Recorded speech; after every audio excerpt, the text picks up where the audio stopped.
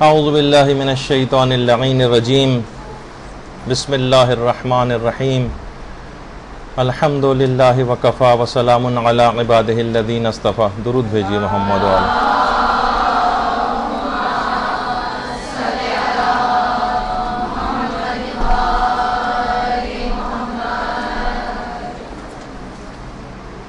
جیسے کہ آپ لوگوں کے سب کے علم میں ہے کہ انتہائی عظیم دن سے بہت قریب یہ درس واقع ہو رہا ہے، اور سب سے پہلے تو آپ سب طالبات کی خدمت میں ولادت باسعادت امام زمانہ علیہ السلام مبارک ہو.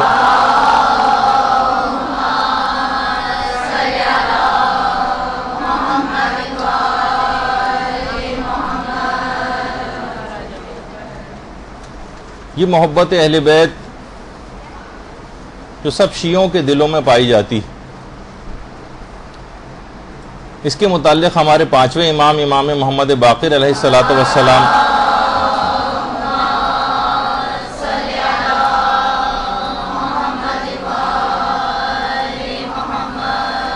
فرماتے ہیں کہ جو اس حالت میں صبح کرے کہ وہ اپنے دل میں ہم اہل بیت کی محبت کی ٹھنڈک کو پائے، اسے چاہیے کہ وہ اس بادی النعم پر اللہ کی حمد کرے.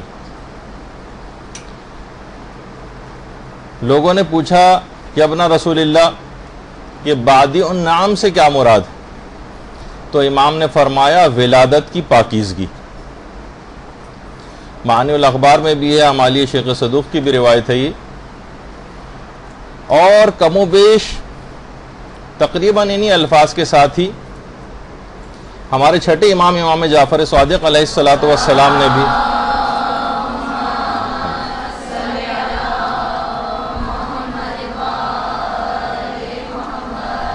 کہ جو بھی اپنے دل میں ہم اہل بیت کی محبت کی ٹھنڈک کو پائے، اسے چاہیے کہ وہ اپنی ماں کے حق میں زیادہ سے زیادہ دعا کرے کہ بے شک اس نے اس کے باپ کے حق میں کوئی خیانت نہیں کی.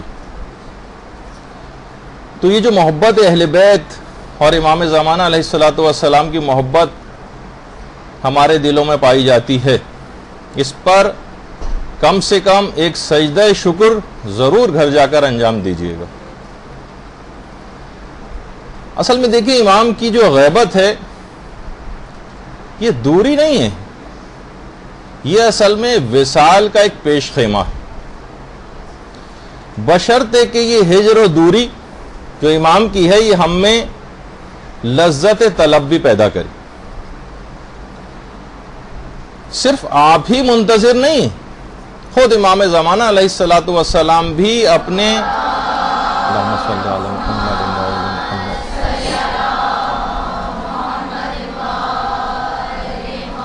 وہ بھی اپنے ظہور کے منتظر. جب بھی امام کا ایک لقب منتظر بھی ہے، ایک لقب منتظر بھی ہے، لیکن امام کا ایک لقب اور ہے جسے غریم کہا جاتا ہے. غریم کے معنی قرض دار کے بھی ہیں، اور غریم کے ایک معنی قرض خواہ کے بھی ہیں. یعنی امام کے اوپر احکامات الہی کا نفاذ ایک قرض کی طرح سے، جس کو ادا کرنے کے لیے آپ انتہائی بے چین ہیں، اور اس طرح سے بے چین ہیں جیسے کوئی قرضدار اپنے قرض کی ادائیگی کے لیے بے چین ہوتا. اچھا، اس زمانے میں بھی یہ لقب مشہور ہوا کرتا تھا، اور امام کے اس لقب کو لوگ استعمال کرتے تھے. لوگ اپنی حقوق شرعیہ، واجبات اور اموال، خمس وغیرہ بھی اسی لقب کو استعمال کرتے ہوئے مختلف واسطوں اور مختلف لوگوں سے امام زمانہ علیہ السلام کی خدمت میں پہنچایا کرتے تھے. اور مال دیتے وقت یہ کہتے تھے، اچھا اس زمانے میں آپ کو پتہ ہے کہ تقیہ کا دور ہوتا تھا، کہتے تھے کہ اسے ہمارے غریم یعنی ہمارے قرض خواہ تک پہنچا دینا. دیکھیے اتنے سخت ترین ماحول میں، جبکہ آپ کو پتہ ہے کہ خمس لینے کے دوسرے معنی یہ ہوتے تھے کہ یہ شخص کوئی متوازی حکومت بنا رہا ہے جو خمس جمع کر رہا ہے. سخت ترین تقیے کے دور میں بھی کتنے واسطوں سے لوگ یہ سب چیزیں حوائج شرعیہ امام کی خدمت میں بھجوایا کرتے تھے، اور آج ہم دیکھتے ہیں کہ لوگ خمس معاف کرنے کے بہانے پوچھتے ہیں، طریقے پوچھتے ہیں، اور مختلف ہیلوں سے کوشش کرتے ہیں کہ خمس ہم ادا نہ کرنے پائیں۔ تو دیکھیے امام زمانہ علیہ الصلوۃ والسلام کی ذات گرامی ایک ایسی عظیم ذات ہے کہ جس کے جتنے بھی فضائل کتابوں کے اندر لکھے ہوئے وہ سب آپ کی فضیلتوں اور کرامتوں اور معجزات کے سمندر میں قطرے سے زیادہ نہیں۔ ایسا نہیں کہ جو بس کتابوں کے اندر فضائل لکھے ہیں یہاں تک بات نہیں، فضائل کے سمندر میں قطرے سے بھی زیادہ نہیں ہے جتنی بھی ہزاروں لاکھوں کتابوں کے اندر امام کے فضائل لکھے ہوئے ہیں۔ اچھا، ہمارے ہر آنے والا امام دوسرے امام کی تصدیق کرتا ہے، ایک ایسا پاکیزگی کا ایک سلسلہ ہے، کڑیاں ہیں، ایک زنجیر ہے جس کے اندر یہ سب پروئے ہوئے ہیں۔ جیسے کہ آپ لوگوں کے علم میں ہے کہ علامہ محمد اقبال یہ ابتداءً علامہ اقبال امام زمانہ پر اعتقاد نہیں رکھتے تھے، لیکن جب ان کی ملاقات آیت اللہ سید احمد زنجانی سے ہوئی، یہ آیت اللہ سید احمد زنجانی آیت اللہ شبیری زنجانی کے والد، جو موجودہ مراجع میں سے بھی ایک ہیں شبیری زنجانی۔ ایک زمانہ تھا کہ آیت اللہ سید احمد زنجانی پنجاب آئے تھے اور وہاں پر علامہ اقبال سے ان کی ملاقات ہوئی تھی۔ علامہ اقبال نے ان سے ملاقات میں کہا کہ امام زمانہ کا مسئلہ میری سمجھ میں نہیں آ رہا ہے، باقی 11 کے متعلق تو ہمیں پتہ ہے کہ وہ موجود تھے، سامنے تھے لوگوں کے، لیکن 12ویں کی غیبت مجھے سمجھ میں نہیں آتی۔ تو آیت اللہ زنجانی مسکرائے اور کہا کہ اگر آپ 11 کی امامت پر یقین کر لیں گے تو ہم 12ویں پر اصرار نہیں کریں گے، یعنی 11 ائمہ کی ولایت کو ماننے کا لازمی نتیجہ یہ نکلے گا کہ وہ 12ویں امام کی امامت پر ایمان کی صورت میں وہ نتیجہ ظاہر ہو جائے گا۔ اور اس کے بعد علامہ اقبال جو تھے آغا حائری، جو مشہور علماء میں سے تھے، ان کے پاس جانا شروع ہوئے اور کچھ ہی عرصے میں علامہ اقبال کا یہ نظریہ تبدیل ہو گیا تھا، اور اس کے بعد انہوں نے پھر امام زمانہ کے متعلق کافی سارے اشعار بھی کہے۔ دنیا کو ہے اس مہدی برحق کی ضرورت، ہو جس کی نگاہ زلزلہ عالم افکار، کبھی ہے حقیقت منتظر نظر آ لباس مجاز میں، کہ ہزاروں سجدے تڑپ رہے ہیں میری جبین نیاز میں، اور کتنے اور اشعار جو ہیں علامہ اقبال نے مستقل اس سلسلے میں کہے، جس میں امام زمانہ پر اپنے اس عقیدے کا اظہار کیا۔ اب میرے پاس اتنا وقت نہیں کہ یہ سارے اشعار پڑھوں، لیکن بہرحال تاکہ آپ کے دماغوں میں یہ چیز رہے۔ اچھا، اب دماغ میں یہ بات بھی رہنی چاہیے کہ دیکھیے ہماری بڑی خوش قسمتی ہے کہ ہم پیدا ہی ہوئے ہیں اس نظریے کو ساتھ لے کر، یہ اس عقیدے کے حامل ہم بچپن سے، لیکن جو یہ اعتقاد لے کر پیدا بھی ہو رہے ہیں وہ بھی ہمیں اب نظر آ رہا ہے کہ امام کو یاد نہیں کرتے، یا یاد اگر کریں بھی تو صرف لقلقہ لسانی، صرف ایک زبان کی حد تک صرف ایک بات رہتی ہے، اس سے آگے جو ہے وہ بڑھتے ہم کو نظر نہیں آتے۔ علماء فرماتے ہیں کہ کیا آپ نہیں چاہتے کہ قبر کے جو سنسان اور وحشتناک ایک گھر سے دوسرے دنیا میں جب منتقل ہونے لگتا ہے انسان، تو اس کی جو پہلی گھڑیاں آئیں گی قبر میں، وہ حضرت حجت کی کرم و عنایت کی اس موقع پر اس قدر بارش ہو جائے کہ قبر کی وحشت اور بے چینی بالکل ہی ختم ہو کر رہ جائے۔ کیا نہیں چاہتا انسان؟ تو لہٰذا ضروری ہے کہ اگر وہ یہ سب چیزیں چاہتا ہے تو اپنی اسی زندگی میں وہ اپنا رخ امام زمانہ علیہ الصلوۃ والسلام کی طرف کر لے۔ اللہم صلی علی محمد۔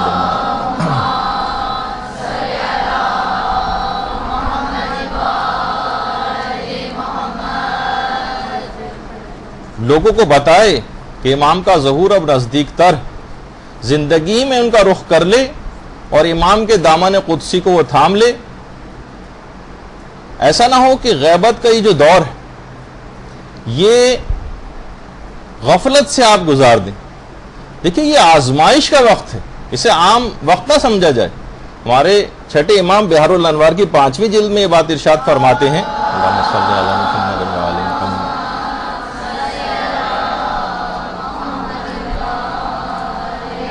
کہ غیبت کے زمانے میں لوگوں کو آزمایا جائے گا اور ایک دوسرے سے تمیز دی جائے گی. غیبت کے زمانے کا مقصد یہ ہے. اور چھانا جائے گا اس طرح سے جس طرح چھلنی میں چھانا جاتا ہے، اور اس چھلنی سے بہت سارے لوگ چھن کے نکل جائیں گے. غیبت یہ جو ہے زمانہ، یہ آزمائش کا زمانہ ہے، اور محکم یقین رکھنے والے اور عمل صالح رکھنے والے افراد یہی کامیاب افراد میں شامل ہوں گے. وہ جو اپنے زمانے کے امام کو نہیں پہچانا وہ جاہلیت کی موت مرا، جو حدیث بھی ہے، یہ تمام فریقین اس کے اوپر متفق ہیں. کیونکہ گویا یہ جو عدم معرفت امام زمانہ ہے، یہ جاہلیت کی موت کی طرف انسان کو لے جاتی ہے. تو جب تک ان کے دامن سے وابستہ نہ ہوں گے تب تک جاہلیت کی موت سے بچ نہیں سکتی. اچھا، اب کیا کریں کہ ہمیں صحیح طور پر معرفت امام زمانہ علیہ السلام حاصل ہو جائے؟ ذمہ داریاں کیا ہیں، فرائض کیا ہیں، یہ آپ کو سب سے پہلے دیکھنا. دیکھیے، پہلی بات تو یہ ہے کہ جس کی طرف آج کل بہت سے ضرورت سے زیادہ عملیت پسند ایک چیز کا مذاق اڑانے لگے ہیں، جسے کہا جاتا ہے دعا. دیکھیے، تعجیل فرج کی جو دعا ہے، یہ پہلی ذمہ داری. تعجیل فرج کی جو دعائیں، یہ پہلی ذمہ داری کہ زیادہ سے زیادہ حضرت حجت کی ظہور کی دعا کی جائے. ہمارے چھٹے امام جعفر صادق علیہ السلام فرماتے ہیں،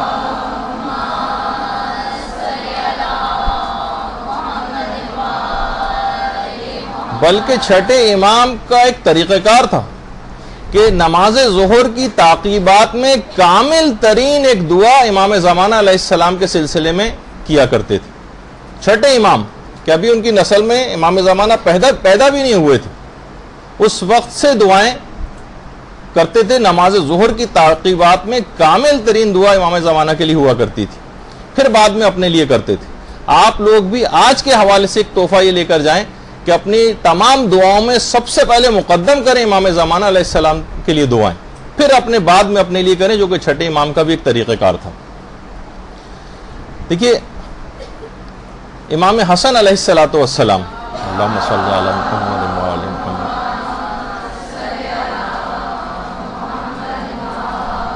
عالم مکاشفہ وہ ہوتا ہے جو جاگتی آنکھوں سے ہوتا ہے، ایک تو خواب کی بات نہیں، آنکھوں سے.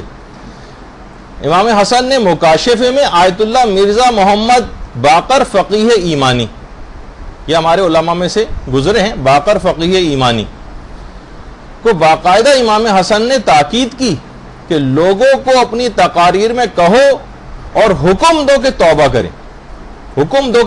کریں اور حضرت حجت کے ظہور کی تعجیل کے لیے دعائیں کریں.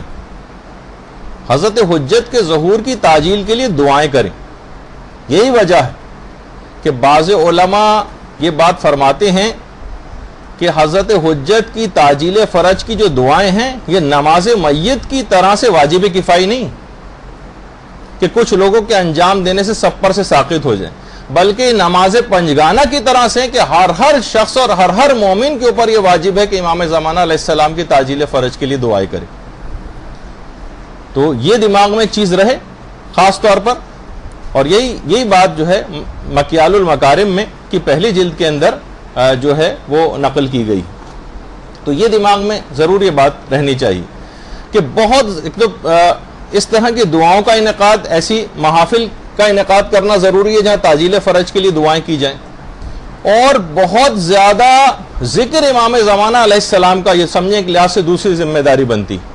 بہت زیادہ ذکر تحریراً بھی اور تقریراً بھی امام زمانہ علیہ السلام کا ہونا چاہیے. جو کتاب بوستان ولایت اس کی دوسری جلد میں امام حسین علیہ السلام نے، اللہم صلی علی محمد و علی محمد،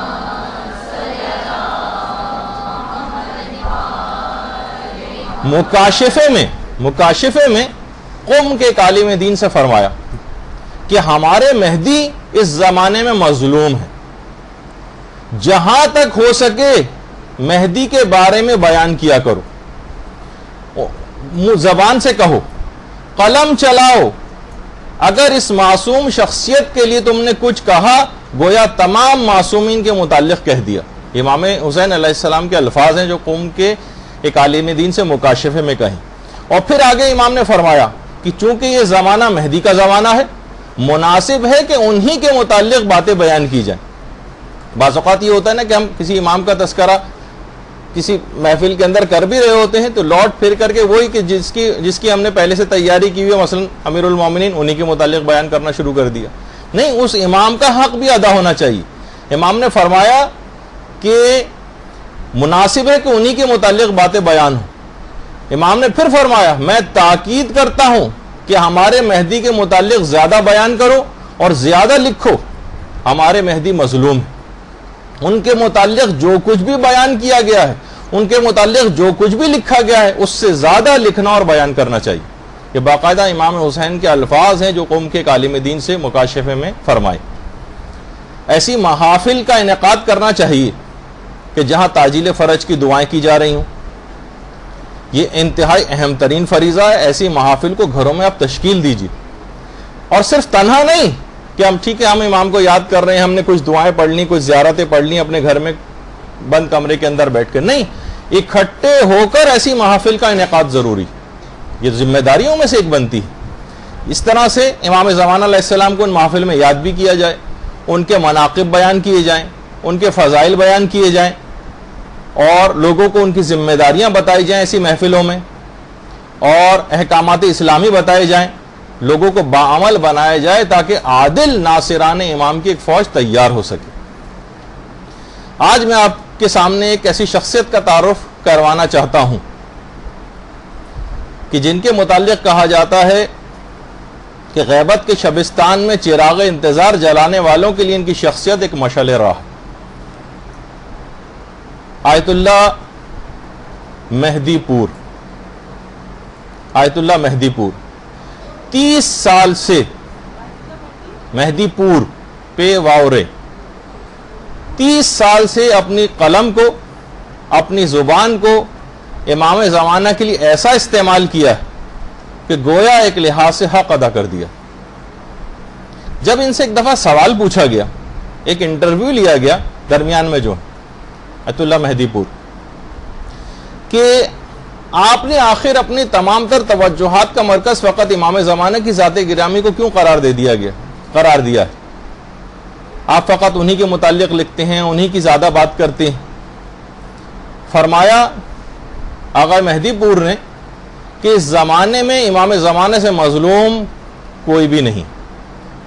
پھر ایک مثال بھی دی کہ نیپولین بوناپارٹ اگر دیکھا جائے تو لاکھوں جرائم اس کے ہیں، نہ یہ کوئی ماڈل ہے، نہ یہ کوئی نمونہ ہے، نہ اس کی کوئی سیرت ہے، نہ اس کا کوئی کردار ہے اگر دیکھا جائے، اور نہ جانے کتنی سینکڑوں اور ہزاروں کتابیں نیپولین بوناپارٹ کی سیرت پہ لکھی جا چکی، لیکن یہ حجت خدا آدم سے لے کر خاتم تک جو تمام انبیاء کا ایک تنہا وارث، اس پر جتنی بھی کتابیں اب تک شائع ہوئی ہیں یا غیر مطبوعہ ہیں، پبلشڈ اور ان پبلشڈ، ان سب کتابوں کو بھی اگر جمع کیا جائے تو ان کی تعداد 3000 سے زیادہ نہیں۔ کیونکہ اگر آپ کو ایک دفعہ پہلے بھی ہماری سلسلے میں گفتگو ہوئی تھی تو میں نے ایک چیز بیان کی تھی کہ ایسا لوگ چھاپتے ہیں، ایسی اپنی جو بھی کاز ہوتا ہے اس کی ایسی خدمت انجام دیتے ہیں کہ selections from the Reader's Digest پتہ نہیں کتنے کروڑ کی تعداد میں چھپتا ہے ہر مہینے، کروڑوں کی تعداد میں ریڈرز ڈائجسٹ جو ہے اس کو آپ دیکھیں، اس کے سلیکشن کو اگر آپ دیکھیں کتنی بڑی تعداد میں، تو کتنے امام زمانہ مظلوم ہیں کہ آدم سے لے کر خاتم تک کے 1,24,000 انبیاء کے تنہا وارث، اور اتنا کم لوگ ان کی طرف متوجہ۔ انہوں نے کہا ایک وجہ اور بھی، میں نے کیوں یہ کام شروع کیا امام زمانہ کے متعلق، کہہ رہے ہیں آج سے تقریباً 20 سال پہلے میں نے خواب دیکھا تھا، ایک خواب، خود فرماتے ہیں اگرچہ خواب حجت نہیں ہوتا لیکن کبھی کبھی خواب رہنما ثابت ہوتا ہے اور زندگی میں نور داخل کر دیتا ہے۔ ہر دفعہ نہیں، جیسے کہ چھوٹے موٹے الٹے سیدھے قسم کے خواب آپ لوگوں کو آتے ہیں تو فوراً تعبیر پوچھنا شروع ہو جاتے ہیں اس کی. نہیں، کبھی کبھار ایسے خواب ہوتے ہیں کہ واقعاً اور رہنما ثابت ہوتے ہیں اور زندگی کے اندر ایک نور داخل کر دیتے ہیں. میں نے خواب میں دیکھا کہ پیغمبر اسلام اور امیر المومنین علیہ الصلوۃ والسلام بیٹھے ہوئے ہیں. اللہم صلی علی محمد وعلی محمد. اور ساتھ ہی پیغمبر اسلام اور امیر المومنین کے ساتھ ہی حضرت حمزہ سید الشہداء اور مالک اشتر یہ بھی ان کے ساتھ ہی بیٹھے ہوئے ہیں کہ مالک اشتر کی قبر ہے آپ کے سامنے. اور مالک اشتر اور حضرت حمزہ خطیب اور ذاکرین کی ایک لائن لگی ہوئی ہے اور اس میں اس قطار میں سب لوگ کھڑے ہوئے ہیں اور حمزہ اور مالک اشتر سب کو نمبر دے رہے ہیں. کہہ رہے میں مطمئن تھا، میں بھی قطار میں لگا ہوا تھا. اس زمانے میں جوان تھا اور خوب مطالعہ بھی کرتا تھا. ظاہر ہے کہ مدرسۃ القائم کی میں تو داخلہ نہیں لیا ہوا تھا کہ یہاں آنے کے بعد کتابوں وغیرہ پڑھنے کے اوپر پابندی لگ جائے. یعنی کہ جیسے کہ ظاہر ہے کہ اتنے عرصے سے آپ کی خدمت انجام دے رہے ہیں، معلوم تو چلتا ہے نا کتنی خواتین کتابیں پڑھ رہی ہیں، لائبریری سے کتنا استفادہ کر رہی ہیں. یہاں تو ہمیں یہ والی صورتحال زیادہ آپ لوگوں کی نظر آتی ہے، جیسے تالا لگا دیا گیا اور کتابیں پڑھنا بالکل موقوف کر دی. کہتے ہیں میں خوب مطالعہ بھی کرتا تھا اور میں مطمئن تھا کہ مجھے تو بہت ہی اچھے نمبر ملیں گے. مفید تقریریں کرتا تھا اور میں اطمینان میں تھا کہ کم سے کم 90 نمبر تو 100 میں سے مجھے ضرور ملیں گے. میں حضرت سید الشہداء کے پاس جب پہنچا تو حضرت سید الشہداء، کیونکہ حضرت حمزہ کا بھی ایک لقب سید الشہداء جب امام حسین کے بعد پھر مخصوص ہو گیا ہمارے امام حسین کے لیے، لیکن بہرحال ان کا بھی ایک لقب ہے. میں ان کے پاس جب گیا تو دیکھا کہ مجھے 60 نمبر دیے. 60.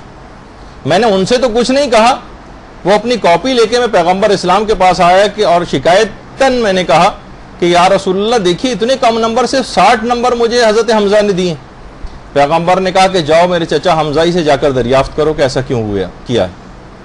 میں دوبارہ حضرت حمزہ کے پاس آیا، کہا کہ اتنے کم نمبر.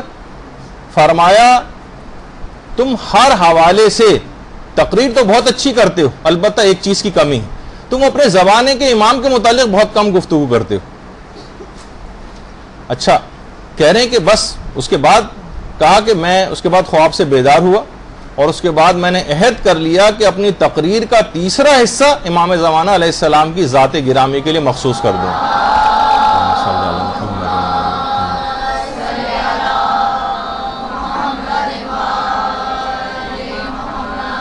اور فرماتے ہیں کہ آج 20 سال ہو گئے ہیں میں اسی سلسلے کے اوپر اب تک کاربند ہوں.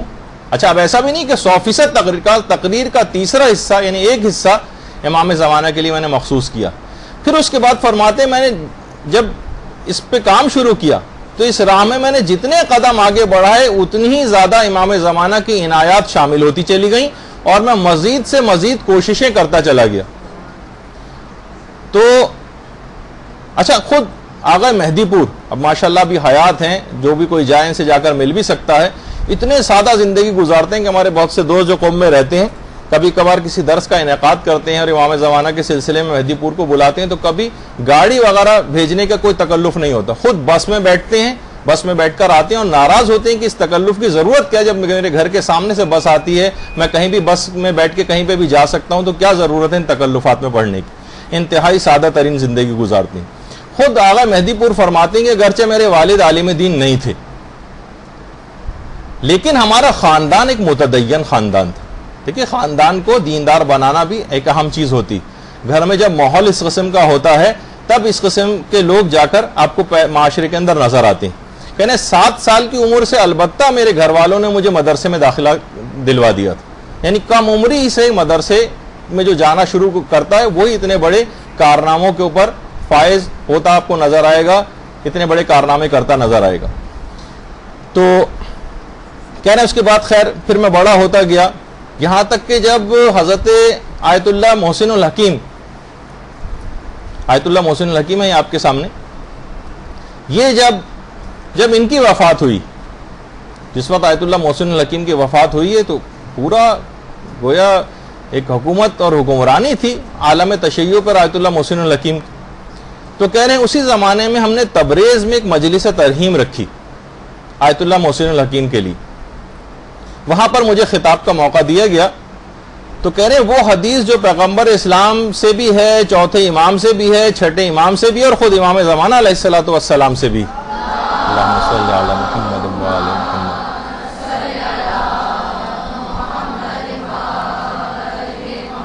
کہ حضرت حجت کی غیبت میں مثال ایک سورج کی سی، سورج کی جو بادلوں کی اوٹ میں ہوتا ہے، وہ جو پوری ہے، میں اس کا مفہوم بتا رہا ہوں، اور اس سے ساری کائنات کو اور پوری دنیا کو اس سے فیض پہنچتا. تو کہہ رہے ہیں ایک اس سلسلے میں ایک نقطہ جو اس سے پہلے کبھی بیان نہیں ہوا تھا، وہ میں نے ایک اور نقطہ وہاں پر بیان کیا کہ سورج کا ایک اہم ترین فائدہ نظام جہان کی بقا بھی. یعنی اگر سورج کو نکال دیا جائے، یعنی نظام شمسی میں جو سورج کا کردار ہے، وہ اس کی جو قوت جاذبہ اس کے اندر، سورج کے اندر پائی جاتی ہے، قوت جاذبہ. اور آپ کو پتہ ہے کہ ریپلشن کی ایک قوت ہوتی ہے اور ایک اٹریکشن کی قوت ہوتی ہے. تو کہہ رہے ہیں ان کا آپس میں جو تعادل، ایک دوسرے کو جو نیوٹرلائز کرتے ہیں اور اپنے اپنے مداروں کے اندر رہتے ہیں. یہ سورج کا ایک بہت بڑا اس سلسلے میں کام ہے. تو کہا کہ میں نے اس پہ پورا ایک مقالہ لکھا، اور اس کے بعد اس مقالے کو میں نے آیت اللہ ناصر مکارم شیرازی کو دکھایا، جو الٹے ہاتھ پہ آپ کو نظر آ رہے ہیں، آیت اللہ ناصر مکارم شیرازی. انہوں نے اس مقالے کو بہت زیادہ پسند کیا اور مجھے چھپوانے کی تاکید کی. کہتے ہیں کہ البتہ یہ جو سورج بادلوں کی اوٹ میں جو فائدہ پہنچاتا ہے دنیا کو، اگرچہ علامہ مجلسی نے اس حدیث میں جو تشبیہ بیان کی ہے اس میں 8 وجوہات ذکر کی ہیں کہ یہ تشبیہ کیوں بیان ہوئی. میں نے جو کام کیا تھا وہ 9ویں وجہ بنتی تھی. یہ میرا پہلا کام تھا جو 32 سال پہلے میں نے کیا تھا. کہہ رہے ہیں اس کے بعد بس ایک توفیقات کا ایک دروازہ کھل گیا اور امام زمانہ پر مختلف موضوعات کے دروازے کھلتے چلے گئے اور میں کام کرتا چلا گیا. اس کے بعد میں نے کتاب لکھی وہ آئیں گے، ایک کتاب میں نے لکھی اور جو اب تک 10 بار چھپ چکی. اس کے بعد میں نے یوم الخلاص کا ترجمے کا کام شروع کیا. 2 جلدیں ہیں یوم الخلاص کی اور شیخ کامل سلیمان کی، اور 1300 سے زیادہ صفحات ہیں، اور اس میں 18,500 احادیث پر میں نے اعراب لگوائے. 18,500. اور آپ نے دیکھا ہوگا کہ ہر کتاب کے شروع میں ایک انڈیکس ہوتا ہے. میں نے 18 قسم کی فہرستیں تیار کی اس کے لیے، اس میں لگوائیں، کیونکہ کام اس سے پہلے کبھی بھی نہیں ہوا تھا جس سے یہ کتاب انتہائی مفید ہو گئی. کوئی شخص چند منٹ میں ہی اپنا موضوع اس میں تلاش کر سکتا ہے ان فہرستوں کو دیکھنے کے نتیجے میں.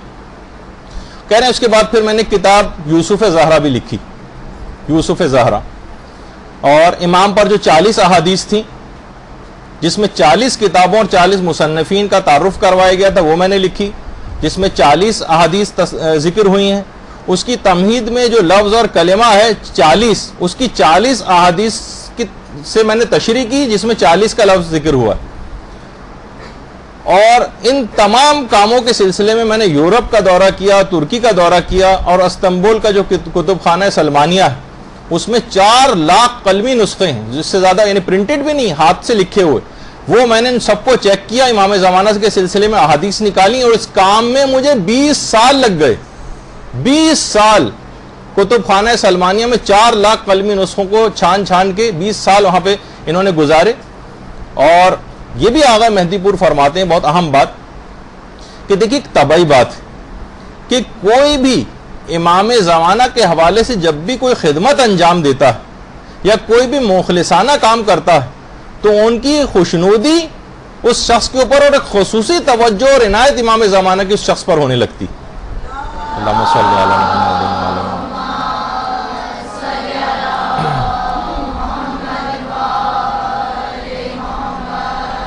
دیکھیے آپ کو بھی چاہیے کہ اپنے بساط کے مطابق کوئی نہ کوئی کام شروع کریں، جیسے کہ آگے چل کر میں ان کچھ کاموں کی فہرست بھی آپ کو بتاؤں گا کہ جو آپ لوگ شروع کر سکتے ہیں.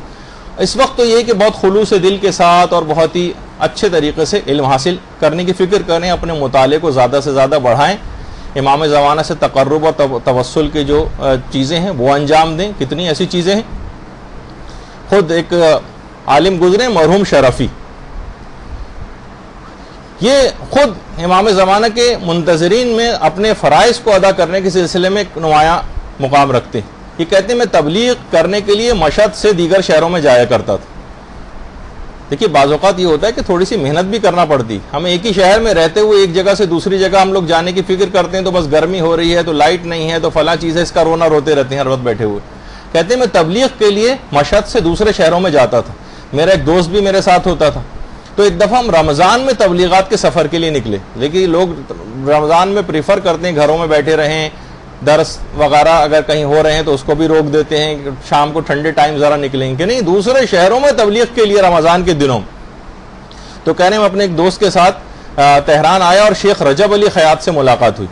پرانی جو گروپ یہاں پر بیٹھے ہیں ان کو تو رجب علی خیاط کے سلسلے میں کافی معلومات پہلے سے ہیں, کیونکہ ان کے متعلق کافی دفعہ تذکرہ ہو چکا ہے کہ بہت عرفا میں ان کا شمار ہوتا تھا, لیکن نئے گروپ شاید ان سے واقف نہیں ہیں. تو کہہ رہے ہیں ہم ان کے پاس بہرحال گئے اور ان سے رہنمائی کی درخواست کی. تو وہ گئے تھے ان کے پاس, تو انہوں نے قرآن کی ایک آیت ہے وَمَن يَتَّقِ اللَّهَ يَجْعَل لَهُ مَخْرَجًا, اس کا ایک عمل ہمیں بتایا اور کہا کہ تم صدقہ دو اور 40 دن تک روزے رکھو اور اس عمل کو ان 40 دنوں میں انجام دو.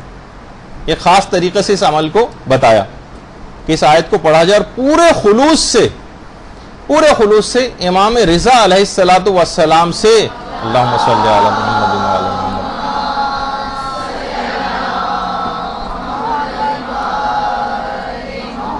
پورے خلوص سے امام رضا سے حضرت حجت کے تقرب کو طلب کرو. دیکھیے بہت ایک تو ہوتا ہے براہ راست تقرب کی بات کرنا, نہیں, یعنی درمیان میں واسطہ امام رضا علیہ السلام کا رکھو. اور یاد رکھو انہوں نے ہدایت کی اس تقرب کے حصول میں کوئی مادی منفعت دماغ میں نہ ہو, کوئی مادی منفعت دماغ میں نہیں ہونی چاہیے. تو آغا شرفی کہتے ہیں کہ ہم نے بہرحال اس عمل کو کرنا شروع کیا, میرے دوست نے اور میں تو کچھ ایسا بیچ میں چیز آ گئی کہ میں اس عمل کو جاری نہیں رکھ سکا, لیکن میرے دوست نے اس عمل کو پورا کر لیا.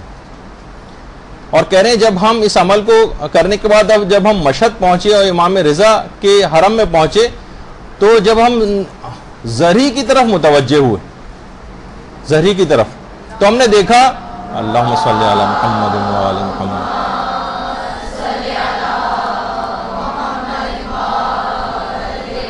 کہ حضرت حجت کا نور وہاں پر ظاہر ہو رہا ہے زہری کے بالکل سامنے. اور دھیرے دھیرے جب ان کو دیکھنے کے قابل ہوئے اس کے بعد ہم نے ان سے باتیں کرنے تک کے قابل ہو گئے اس عمل کو انجام دینے کے بعد. اچھا, یہ عمل جو رجب علی خیاط نے بتایا ہے یہ عمل پیغمبر اسلام سے بھی نقل ہوا ہے, اور علامہ علی اکبر نہاوندی انہوں نے اپنی کتاب گلزار اکبری میں اس عمل کو نقل بھی کیا. کبھی موقع ہوا تو اس عمل کی کبھی تفصیل انشاءاللہ بتائیں گے. تو دیکھیے یہ جتنے بھی اعمال انجام دیے جاتے ہیں, جتنے بھی اذکار ہوتے ہیں, ان میں حضرت حجت کے تقرب کو حاصل کرنے کے لیے نیت کارفرما ہونی چاہیے. ضمناً آپ کی جتنی بھی دعائیں دنیا کے متعلق ہوتی ہیں وہ خود بخود ہی قبول ہو جائیں گی. یہاں مسئلہ یہ ہوتا ہے کہ ذرا سا اگر کسی کے ہاتھ میں کچھ اس طرح کی چیزیں آتی ہیں تو ان چیزوں سے بھی دنیاوی عزت اور شہرت حاصل کرنے کی فکر میں لگ جاتا ہے, جو بہت بڑا, یعنی خالص نیت سے تقرب کے یہ اعمال کو انجام دینا. ساری دعائیں خود بخود ہی وہ آپ کی پوری ہوتی چلی جائیں گی. ان کی حیثیت ہی کیا ہے ان دعاؤں کی؟ حضرت حجت کا اگر تقرب حاصل ہو گیا تو پوری دنیا آپ کی آنکھوں میں ہیچ ہو کر رہ جائے گی.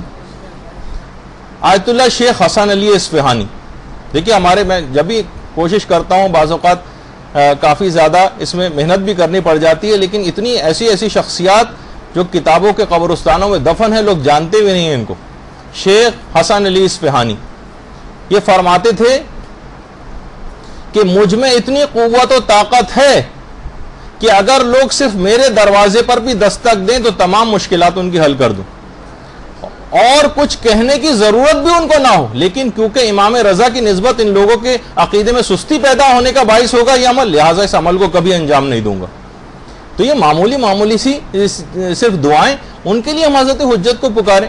ہاں وہ دیکھیے پروردگار عالم کی ذات یقیناً ایک ایسی ذات ہے کہ جوتے کے تسمے کے لیے بھی اس سے دعا کرنے کا حکم آیا, لیکن یعنی اپنے اماموں کو بھی ہم فقط دنیا کی چیزوں کے لیے چاہیں گے اور کوئی عمل تقرب کے لیے انجام نہیں دیں گے. تو بہرحال شیخ حسن علی اصفہانی, یہ ان کی قبر مبارک کی تصویر ہے, تو شیخ حسن علی اصفہانی جو تھے وہ کہتے تھے کہ ان عملیات میں بلکہ یہ کہا جاتا ہے کہ وہ انہوں نے غیر معمولی صلاحیت حاصل کر لی تھی اور سخت محنت شاقہ سے ان عملیات کو کرتے تھے اور اپنی دعاؤں، نماز، اعمال، اذکار اور ان آیات قرآنی کو یہ بچپن سے انجام دے رہے تھے، بچپن سے. اور کہہ رہے ہیں اس دوران غیر معمولی ظاہر کی صلاحیت پیدا ہو گئی تھی شیخ حسن علی کی، تو نوٹ بھی کرتے جاتے تھے کہ کس عمل کا کیا نتیجہ ہے. اس عمل اپنے تاثرات اپنی ڈائری میں نوٹ کرتے جاتے تھے. اس میں جو مشاہدات ان کو ہوتے تھے، مہم نکات اور کچھ اسرار کا مشاہدہ کرتے تھے شیخ حسن علی، ان کو نوٹ کرتے جاتے تھے اور ان اسرار کی وجہ سے ہر کس و ناقص کے ہاتھ میں یہ عملیات کو دیتے بھی نہیں تھے. اپنے زندگی کے جو آخری دور ان کا چل رہا تھا اس میں آیت اللہ سید علی رضوی جو مشہد کے بزرگ اور بڑے علماء میں جن کا شمار ہوتا تھا، صرف ان کو اپنی وہ ڈائری انہوں نے دی تھی اور ان کو بتایا تھا کہ کیا اس سے اسرار جو مشاہدہ ہوئے ہیں وہ سب چیزیں ان کو بتائی تھیں. اور ہمیشہ نصیحت کرتے تھے کہ ان اوراد کو اور ان اذکار کو فقط اور فقط امام زمانہ علیہ السلام سے قریب ہونے کے لیے انجام دینا اور کسی دنیاوی منفعت کے لیے انجام مت دینا. یعنی امام بھی ہمیں اگر کوئی چاہیے تو فقط دنیا کے لیے چاہیے. ارے خوشبو والے کے پاس بیٹھنے سے بھی آپ کو خوشبو حاصل ہو جاتی. تو ایک دفعہ امام کو خلوص دل سے پکاریں، خلوص دل سے ان کے لیے کام کریں، یہ دنیا تو خود ذلیل ہو کر آپ کے قدموں تلے آ جائے گی. تو بہرحال ایک سوال ہے میں آپ سے کرتا ہوں اپنے دل کے حوالے سے، اپنے آپ سے بھی میں نے سوال کیا تھا لیکن آپ سے بھی کرتا ہوں اپنے دل میں اس کا جواب سوچئے گا. کیا کوئی کام ہے آپ ایسا اپنی پوری زندگی میں بتا سکتی ہیں جو خالصتاً فقط اور فقط امام زمانہ کی خوشنودی کے لیے انجام دیا؟ خالصتاً صرف امام، کوئی مادی منفعت دماغ میں نہیں، کوئی رشتے کا مسئلہ نہیں ہے، کوئی شادی کا مسئلہ نہیں ہے، کوئی بچے کا مسئلہ نہیں ہے، کوئی روزگار کا مسئلہ نہیں ہے، کوئی بیماری کا مسئلہ نہیں ہے، اس ہٹ کر صرف اور صرف امام زمانہ سے متعلق. یعنی ہم کو امام سے شادی کے مسئلے میں، اولاد کے مسئلے میں، نوکری کے مسئلے میں، پیسے کے مسئلے میں، بزنس و کاروبار کے سلسلے میں اور دنیاوی مقاصد کے لیے ہم ان کو چاہتے ہیں. دیکھیے آپ کا جو امام ہے یہ آپ پر مسلسل توجہ رکھتا ہے. امام نے باقاعدہ جو شیخ مفید کو خط لکھا تھا، شیخ مفید کو باقاعدہ احتجاج تبرسی میں سن 610 ہجری میں وہ خط ماہ سفر کے مہینے میں امام زمانہ نے شیخ مفید کو لکھا تھا. تو باقاعدہ اس کے اندر یہ جملہ تھا کہ ہم تمہاری نسبت اہمال نہیں کرتے، یعنی بے توجہی نہیں کرتے. کبھی مت سمجھنا کہ ہم تمہاری چیزوں سے بے توجہ. دیکھیے اہمال میں اور ترک میں ایک فرق ہوتا، یعنی مقصد ہے اس جملے کا یہ کہ اگر تم نے رعایت نہیں کی یعنی ہمارے حقوق کی، تو اہمال ہماری طرف سے نہیں ہوگا، تمہاری طرف سے ہوگا. یعنی یہ بے توجہی اصل میں تمہاری طرف سے ہے، ہماری طرف سے نہیں. اور ولا ناسینا لذکرکم، اور ہم تمہاری یاد سے غافل نہیں، ہم بھلائے ہوئے نہیں ہیں تم کو. یہ تمام شیعوں سے ایک لحاظ سے خطاب کیا. اور میں ایک بات اور بتا دوں کہ آیت اللہ صادق شیرازی اس وقت جو قوم کے مراجع میں سے شمار ہوتے ہیں، آیت اللہ صادق شیرازی یہ فرماتے ہیں کہ امام زمانہ علیہ الصلوۃ والسلام، اللہم صلی علی محمد وعلی محمد،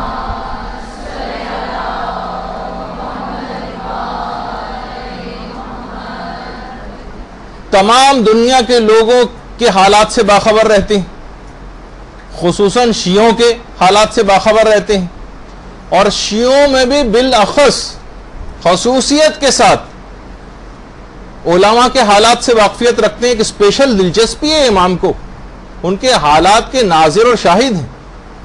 اور اس کے علاوہ دوسری جو آپ لوگوں کے لیے خوشخبری آیت اللہ صادق شیرازی نے دی، دینی طالب علموں کے لیے ان کے اعمال کے اور افعال کے شاہد و ناظر. امام خصوصی دلچسپی رکھتے ہیں آپ کے اندر، پوری دنیا کے حالات سے ویسے واقف ہیں، تمام شیعوں کے حالات سے بالخصوص واقف ہیں، شیعوں میں بھی علماء کے حالات میں بہت زیادہ دلچسپی رکھتے ہیں اور دینی طالب علموں کے حالات میں بہت زیادہ دلچسپی رکھتے ہیں، آیت اللہ صادق شیرازی نے فرمایا. تو بہرحال آپ ایک خوش قسمتی ہے کہ امام کو رنجیدہ اور غمگین نہ کریں اپنے اعمال سے. وہ جو اتنا زیادہ آپ کے متعلق توجہ رکھتا ہو، اتنی دلچسپی رکھتا ہو، آپ کے اوپر عنایات اپنی بکھیرتا رہتا ہو، اس سے اتنی بے توجہی برتنا کہ بڑی جفا اور خود غرضی.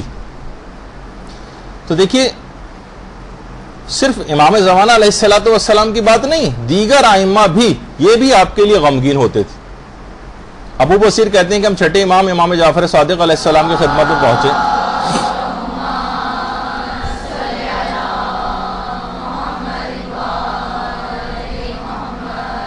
تو دیکھا کہ چھٹے امام زاروں قطار آنسوؤں کے ساتھ رو رہے ہیں.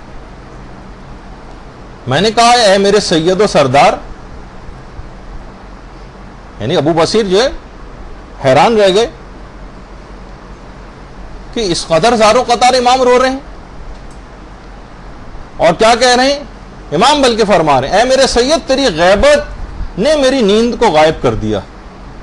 امام زمانہ کو پہلے یاد کیا اور میرے آرام اور راحت کو ختم کر کے رکھ دیا. میرے دل کا سکون اور سرور چھین لیا. اور اے میرے سید تیری غیبت نے میری مصیبت کو دائمی بنا دیا اور تکالیف و مصائب کو مجھ پر پے در پے کر دیا. راوی حیران، ابو بصیر حیران اور پریشان، کہہ رہے ہیں فرزند رسول خدا آپ کو ہر بلا سے محفوظ رکھے. گریے کا کون سا انداز ہے جو آپ نے اختیار کیا؟ ابو بصیر بھی حیران رہ گئے، یہ آپ کی کیسی حالت ہے؟ امام نے فرمایا میں نے آج ہی صبح کتاب جعفر کا مطالعہ کیا جس میں قیامت تک کے حالات کا تذکرہ کتاب جعفر میں، اور اس میں آخری حجت وارث پیغمبر کی غیبت کا میں نے مشاہدہ کیا ہے. اور غیبت کے جو طویل ترین دور ہے اس میں پیدا ہونے والے جو بدترین شکوک و شبہات ہوں گے، ایمان اور عقیدے کے میں لوگوں کے متزلزل ہونے کے حالات ہیں، اور شیعوں کے مبتلا شک و ریب ہونے اور اعمال سے غفلت کا میں نے مطالعہ کیا. شیعوں کے اعمال سے غفلت کا، کہ شیعہ نیک اعمال سے غافل ہو جائیں گے، اس امر نے مجھ کو اس طرح سے بے قرار ہو کر رونے پر مجبور کر دیا.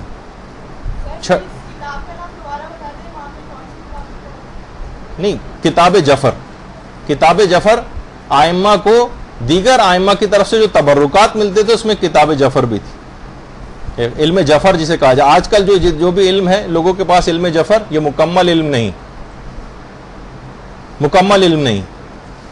امام کے پاس علم جعفر اصل میں علم امامت کا ایک حصہ ہے. تو امام نے فرمایا کہ میں نے آج ہی کتاب جعفر میں مطالعہ کیا ہے، اور آخری زمانے کے جو شیعوں کے حالات ہیں ان کو میں نے دیکھا ہے کہ شیعہ کس طرح سے مبتلا شک و ریب ہو جائیں گے، شکوک و شبہات کے اندر گرفتار ہو جائیں گے، اور اعمال سے، نیک اعمال سے کس قدر غافل ہو جائیں گے، بلکہ ان کے ایمان اور عقیدے بھی متزلزل ہونے لگیں گے. اس بات نے مجھے اس طرح سے بے قرار ہو کر رونے پر مجبور کر دیا. تو اب آپ خود سوچئے کہ جو امام زمانہ کی پیدائش سے پہلے چھٹے امام آپ کے حالات پر اس قدر رو رہے ہیں، تو وہ امام جو کہ ہمارے زمانے کا امام ہے، اس وقت موجود اور زندہ ہے ماشاءاللہ، اس کو ہماری بدعمالیاں کس حد تک رلا رہی ہوں گی اور کس حد تک ان کو غمگین کر رہے ہوں گے، یہ تصور میں لے کر آئیے. دیکھیے امام سے جو آپ کی محبت ہے یہ بالکل برحق ہے، اس میں کسی کو شک اور شبہ نہیں. لیکن دیکھیے محبت کے کچھ تقاضے ہوتے ہیں. دیکھیے محبت ہمیشہ محب پر اپنے اثرات چھوڑتی، اپنے اثرات چھوڑتی. دیکھیے دھوپ کا ایک اثر ہوتا ہے، گرمی کی صورت میں ظاہر ہوتا ہے. برف کا ایک اثر ہوتا ہے، ٹھنڈک کی صورت میں ظاہر ہوتا ہے. محبت کا بھی ایک اثر ہے جو ظاہر ہوتا ہے. محبت جو کرنے والے ہوتے ہیں ان میں مانگنے کا نہیں، کچھ دینے کا جذبہ ہوتا ہے. ہم دیکھتے ہیں کہ ہم دینا دلانا کچھ بھی نہیں، امام کو اپنی طرف سے اپنا کوئی عمل نہیں بھجوا رہے، بس صرف مانگے چلے جا رہے ہیں. جس طرح ایک آقا کا ایک طریقہ کار ہوتا ہے جو غلام سے معاذ اللہ صرف تقاضے کرتا رہتا ہے، یہ کرو وہ کرو وہ کرو وہ کرو، وہ اپنے آپ کو پابند نہیں سمجھتا کہ مجھے بھی کچھ کام کر کے دکھانا. تو محبت کرنے والوں کا کچھ مانگنے کا نہیں، کچھ دینے کا جذبہ ہوتا. محبت کرنے والا اپنے محبوب کی ناراضگی سے ڈرتا، اس کے سامنے ایسے اعمال کو انجام دیتے ہوئے شرمندگی محسوس کرتا. لیکن ہمیں وہ نظر نہیں آ رہا ہے. محبت کے کچھ تقاضے ہیں، صرف محب کہہ دینا اپنے آپ کو کافی نہیں، کوئی لیبل نہیں ہے کہ کوئی خطاب ہم کو مل گیا ہو محب اہل بیت ہونے کا. عمل سے یہ چیز ظاہر ہوگی. وہ شرمندہ ہوتا ہے، اس کی ناراضگی سے ڈرتا ہے. محبت کرنے والا اپنے محبوب کی مشکلات کے اوپر غمگین ہوتا. تو کیا ہو گیا؟ اچھا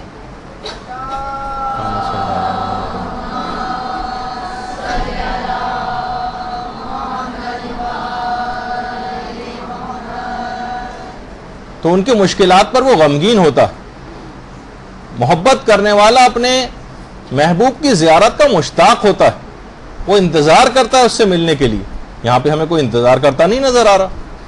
محبت کو ہمیشہ محبوب مطلوب ہوتا ہے, ہر وقت کو اس کا انتظار کر رہا ہوتا ہے, جبکہ ہمیں محبوب مطلوب نہیں, بلکہ اس کے حوالے سے ہمیں جو ہے وہ دولت چاہیے, اس کے حوالے سے نوکری چاہیے, اس کے حوالے سے شادی چاہیے, اس کے حوالے سے کاروبار چاہیے, اس کے حوالے سے اچھا رشتہ چاہیے, اس کے حوالے سے اولاد ہم طلب کرتے ہیں.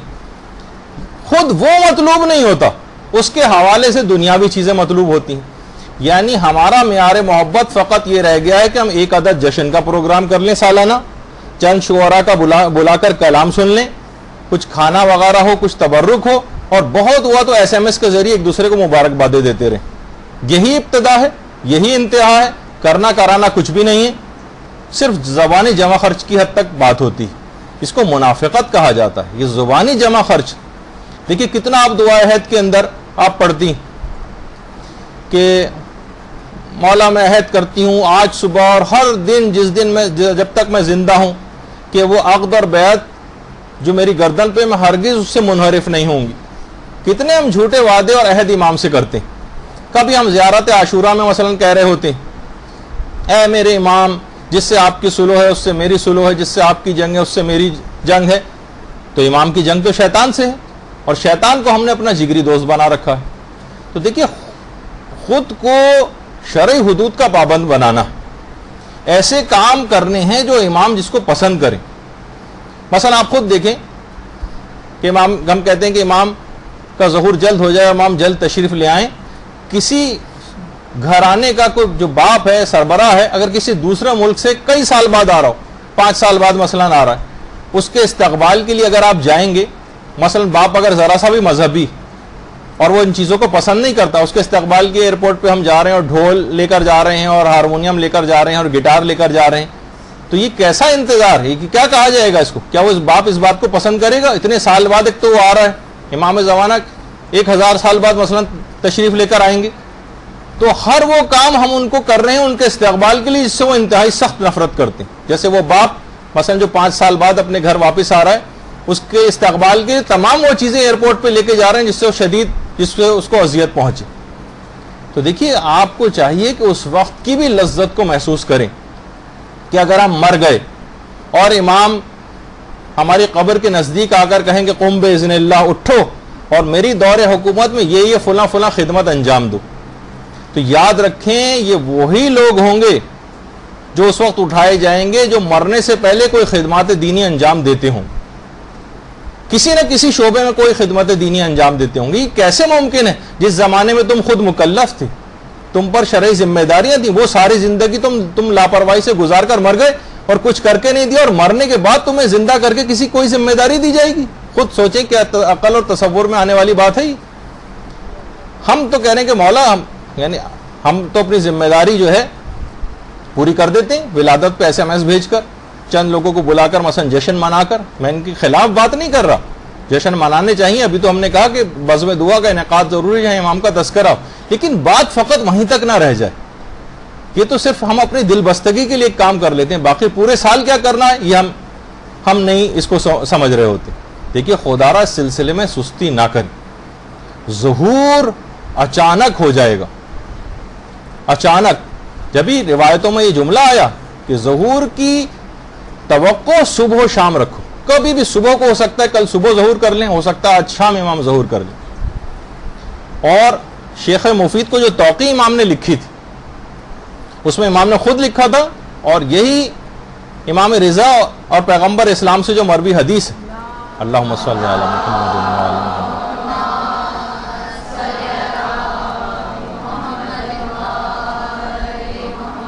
کہ امام کا ظہور اچانک ہو جائے گا. مسلہ مسل الساعۃ, ان کے ظہور کی مثال جو ہے قیامت کی سی. قیامت کے متعلق بھی کہا جاتا ہے نا کہ لا یاتیکم الا بغتۃ, اچانک رونما ہو جائے گی. 2 الفاظ حدیث کے اندر آئے ہیں, فجات اور بغتتاً, ایک ہی معنوں پر دلالت کرتے ہیں. یعنی ظاہری اعتبار سے جو علامات اور قرائن ہوں گے اس سے ظہور کا امکان نہیں ہوگا, نہ ظاہری اعتبار سے لوگ آمادہ اور منتظر آپ کو نظر آئیں گے، اور اچانک ظہور ہو جائے گا، اچانک بالکل۔ بعض علماء آپ نے جیسے اس سے پہلے سنا ہوگا، اور ہم بھی اپنی بہت سی نشستوں میں اس کو بیان کر چکے ہیں کچھ علماء کے حوالے سے، کہ ظہور کو بعض علماء تدریجن مانتے ہیں کہ ظہور تدریجن ہوگا۔ ظہور کبریٰ اور ظہور صغریٰ کی اصطلاحات آپ نے اس سے پہلے سنی، جیسے وہ فرماتے ہیں جس طرح سورج اچانک طلوع نہیں کرتا، اس طرح بٹن دباؤ ایک دم سے روشنی ہو جائے، بلکہ پہلے ہلکی ہلکی روشنی ہوتی ہے اور اس کے بعد طلوع کرتا۔ علماء یہ فرماتے ہیں، اکثر علماء کا یہ نظریہ ہے کہ یہ تشبیہ قیاس پر مبنی، کیونکہ غیبت خدا کی طرف سے، اور وہی امام کے امر کو ایک رات کے اندر اندر یا اس سے بھی کم مدت کے اندر مہیا کر دے گا، اور بہت ہی کم لوگ ہوں گے ایسے کہ جو اس وقت جو ہے وہ اس ظہور کے لیے تیار ہوں گے، بہت ہی کم، چند ایک حقیقی مومنین ہوں گے، تو یہ جو اس کے علاوہ کوئی بھی تیار نہیں ہوگا۔ تو آپ خود سوچیے، کیا دینی طالبات اور علم حاصل کرنے والے جو افراد ہیں، کیا ان کا بھی یہی حال ہونا چاہیے جس طریقے سے عام لوگوں کا حال ہے، یا اپنی ذمہ داریوں کو پورا کرنے کے حوالے سے کوئی کام ان کو کرنا؟ جبھی چھٹے امام کی جو کافی کی حدیث ہے اصل میں، یہ جو آپ کے سامنے اس وقت، کہ ظہور کی جو توقع ہے صبح و شام رکھو، ظہور صبح و شام توقع کرو۔ اچھا، لوگوں کے ساتھ غلطی کیا ہو رہی ہے؟ لوگ امام زمانہ علیہ السلام کے ظہور کا انتظار کرنے کے بجائے، یعنی امام کا انتظار کرنے کے بجائے علامتوں کا انتظار کر رہے ہیں۔ یہ ایک بہت بڑی مصیبت ہے۔ علامتوں کا انتظار کر رہے ہیں، امام کا انتظار نہیں کر رہے، علامتیں گننے، اچھا یہ ہوئی یا یہ نہیں ہوئی۔ دیکھیے ایک علمی مسئلہ بھی کہ کیا علامات ظہور میں تبدیلی ممکن ہے، ایک مشکل علمی بحث ہے۔ محدث نوری جنہیں صاحب مستدرک الوسائل کہا جاتا ہے، وہ فرماتے ہیں کہ تبدیلی ممکن ہے تبدیلی ہونا، اور کتاب نجم الثاقب کے اندر اس میں باب نمبر 11 میں محدث نوری نے اپنے اس نظریے کا اظہار کیا۔ لیکن ایک بہت بڑا نام امام زمانہ کے سلسلے میں کام کرنے والوں کے حوالے سے جن کی کتاب مدارک میں سمجھی جاتی ہے،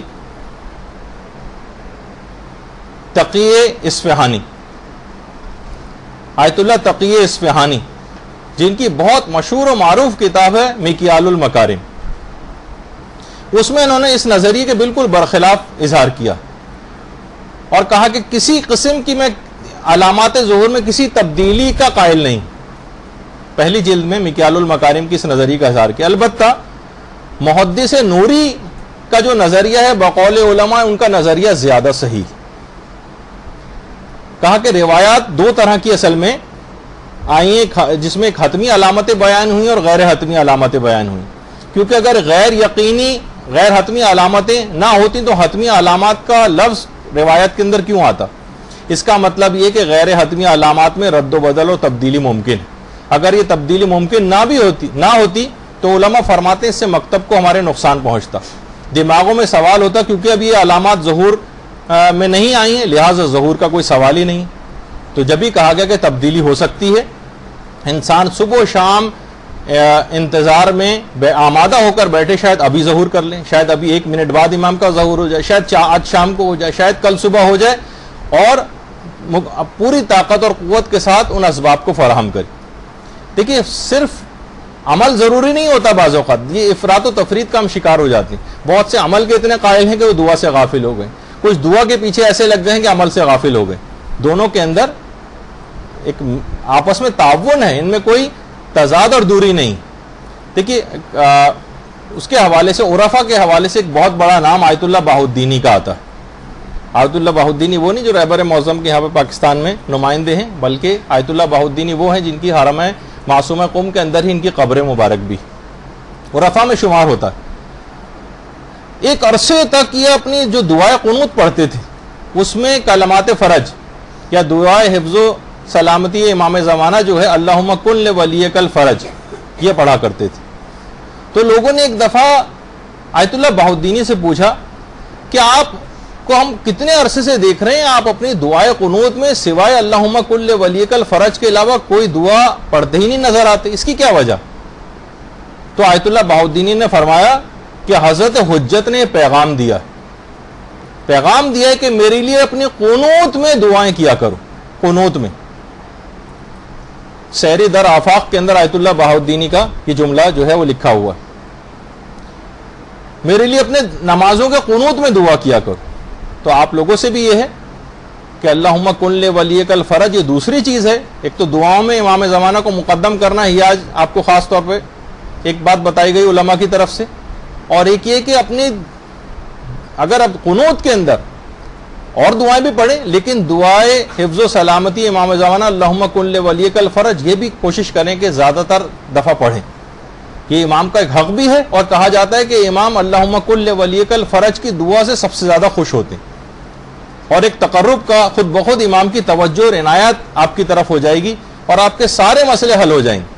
تو امام کا ظہور یہ تنہا راہ نجات جس کو کہا جاتا ہے کہ یہ اگر ہو جائے تو آپ کے دینی اور دنیاوی سارے مسئلے حل ہو جائیں گے. تو دیکھیے ہمارے بہت سارے اعمال ایسے ہیں جو مانع ہو جاتے ہیں. حضرت آیت اللہ بہجت ایک جملہ ارشاد فرماتے تھے کہ تم کو معلوم ہے کہ حضرت حجت کی زیارت میں کون سی چیز مانع ہے، کون سی ایسی بات ہے جو آپ کو حضرت حجت کی زیارت نہیں ہونے دیتی. ایک جملے میں آقا بہجت نے بتایا، کہا کہ ترک واجبات اور ارتکاب محرمات. واجبات کو ترک کرنا اور حرام کاموں کا ارتکاب کرنا یہ تنہا حضرت حجت کی زیارت میں مانع چیز، ورنہ ایسے علماء بھی گزرے ہیں کہ جو روزانہ حضرت حجت کی زیارت جن کو نصیب ہوتی. آیت اللہ سید ہاشم حداد، ان کا بڑا عرفا میں نام، اور یہ وہی ہاشم حداد ہیں جن کے متعلق میں نے پچھلی دفعہ بھی بتایا تھا کہ جب قبر سلمان فارسی پر گئے تھے تو روح سلمان فارسی قبر سے نکل کر باہر آ گئی تھی، اور کہا آپ میری پائنتی کی طرف نہیں بلکہ میرے سرہانے آ کر بیٹھے، وہ جو کہ پورا واقعہ آپ سن چکی ہیں اس سے پہلے. وہی ہاشم حداد. ہاشم حداد آیت اللہ علی آقا قاضی کے شاگرد تھے. آیت اللہ علی آقا قاضی وہی ہیں جو آقا خوئی کے بھی استاد تھے، آیت اللہ بہجت کے بھی استاد تھے، اور ہاشم حداد کے بھی استاد تھے. کہتے تھے ہم ایک حالت دیکھتے تھے علی آقا قاضی کی کہ اٹھتے بیٹھتے ہر وقت، اور ایک حالت سے جب دوسری حالت میں جاتے تھے ایک جملہ بار بار کہتے تھے، یا صاحب الزماں، یا صاحب الزماں، بار بار یہ جملہ کہا کرتے تھے. جس طریقے سے دیکھیے، اور حالت کی تبدیلی میں بھی جب دیکھیے، جب جو احرام کے مستحبات ہیں اس میں کہ جس وقت انسان محرم ہوتا ہے اور احرام کی حالت میں ہوتا ہے تو جب بھی حالت کی تبدیلی ہو تلبیہ پڑھے.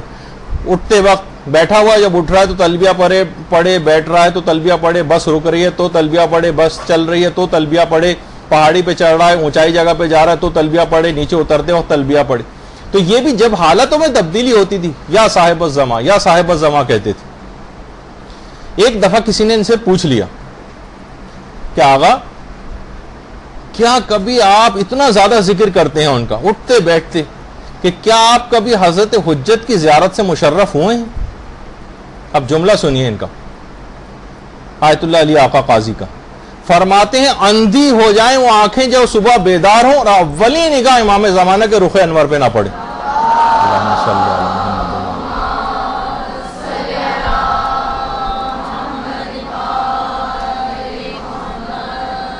یعنی گویا کہہ دیا کہ کوئی دن ایسا نہیں جاتا کہ جب صبح آنکھ کھلتی ہو تو میں امام کے چہرے انور کی زیارت نہ کرتا ہوں.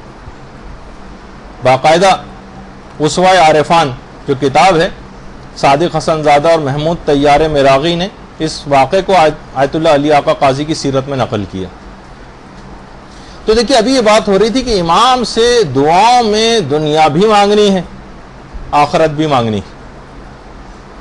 دنیا کی بھی ساری چیزیں، ایسا نہیں جیسے ابھی آپ نے سوچا کہ شاید میں نے جن باتوں کا تذکرہ کیا امام سے دنیا کی کوئی چیز مانگنی نہیں چاہیے. نہیں، میں افراط و تفریط کے حوالے سے بات کر رہا تھا، ورنہ کوئی اور بھی ہے جو بھی حاجات وہ سب امام سے مانگی جا سکتی. آیت اللہ العظمیٰ سید محمد رضا گل پائیگانی یہ فرماتے ہیں، آیت اللہ گل پائیگانی جب بزرگ ہو گئے تو اس طرح کی شخصیت تھی، لیکن یہ اپنے جوانی کا تقریباً واقعہ بتا رہے ہیں جب آیت اللہ گل پائیگانی اس طرح کے تھے، جوان تھے. یہ فرماتے ہیں کہ وہ زمانہ جو طالب علمی کا ان کا تھا، اس زمانے میں جنہوں نے حوزہ علمیہ قم قائم کیا تھا آیت اللہ شیخ عبد الکریم حائری. اس زمانے میں انہوں نے حوزہ علمیہ قائم کیا تھا، اور ایک لحاظ سے انہی کی مرجعیت تھی. تو طالب علموں کو اس زمانے میں جو شہریت تقسیم کرتے تھے شیخ عبد الکریم حائری کے دور میں، وہ شیخ محمد تقی بافقی تھے. دیکھیں ان کے ایسے افراد، ان کے چہروں کی زیارتیں بھی ثواب ہیں. بڑی مشکل سے یہ سب چیزیں نکالی جاتی ہیں صرف آپ کو، تاکہ آپ ان سے واقف ہوں ہمارے علماء کی سیرت اور کردار سے، کیونکہ اس وقت سب سے زیادہ کردار کشی ہمارے علماء کی جا رہی ہے. ان کے کام کو زیرو ثابت کرنے کے لیے باطل خوب پیسہ خرچ کر رہا ہے تاکہ ان کا مقام آپ کی نگاہ میں کم ہو جائے. تو ایک لحاظ سے پہلے مرحلے پر یہ ہو، اور اس کے بعد پھر آہستہ آہستہ آپ کو تقلید اور مرجعیت سے کاٹ دیا جائے. تو شیخ محمد تقی بافقی یہ جو تھے، یہ طالب علموں میں شہریہ تقسیم کرتے تھے. شہریہ تقسیم. تو اس وقت مدرسے میں 400 طالب علم پڑھتے تھے قوم کے، اور سردیوں کا دور تھا. سردیاں شروع ہوئی تو سارے طالب علم ایک درخواست لے کر آئے اور کہا کہ ہمیں سردیوں کے حوالے سے ایک موٹی ابا چاہیے، بہت زیادہ سردی لگتی. درخواست کی. آقا شیخ عبد الکریم حائری نے کہا کہ میرے پاس اتنے پیسے تو نہیں ہیں کہ میں 400 طالب علموں کے لیے موٹی ابائیں خریدوں. لیکن اس بات کو شیخ تقی بافقی نے بہت محسوس کیا، اور اسی وقت وہاں سے اٹھے. یہ شیخ محمد تقی بافقی قبر ہے یہ قم میں. یہ وہاں سے اٹھے اور سیدھے مسجد جمکران گئے. مسجد جمکران شب جمعہ تھی، مسجد جمکران گئے، جمکران، اور وہاں جا کر حضرت حجت سے توسل کیا. حضرت حجت سے توسل کیا. اب اس کے بعد نامعلوم وہاں پہ کیا ہوا. جمعے کے بعد اگلے دن کا ہفتہ تھا. ہفتے کو آیت اللہ عبد الکریم حائری کے پاس دوبارہ ان کی خدمت میں آئے اور آ کر ایک جملہ کہا. حضرت حجت نے وعدہ کر لیا کہ 400 طلبہ کو ابائیں مرحمت فرمائیں گی. اللہم صلی علی محمد و علی محمد.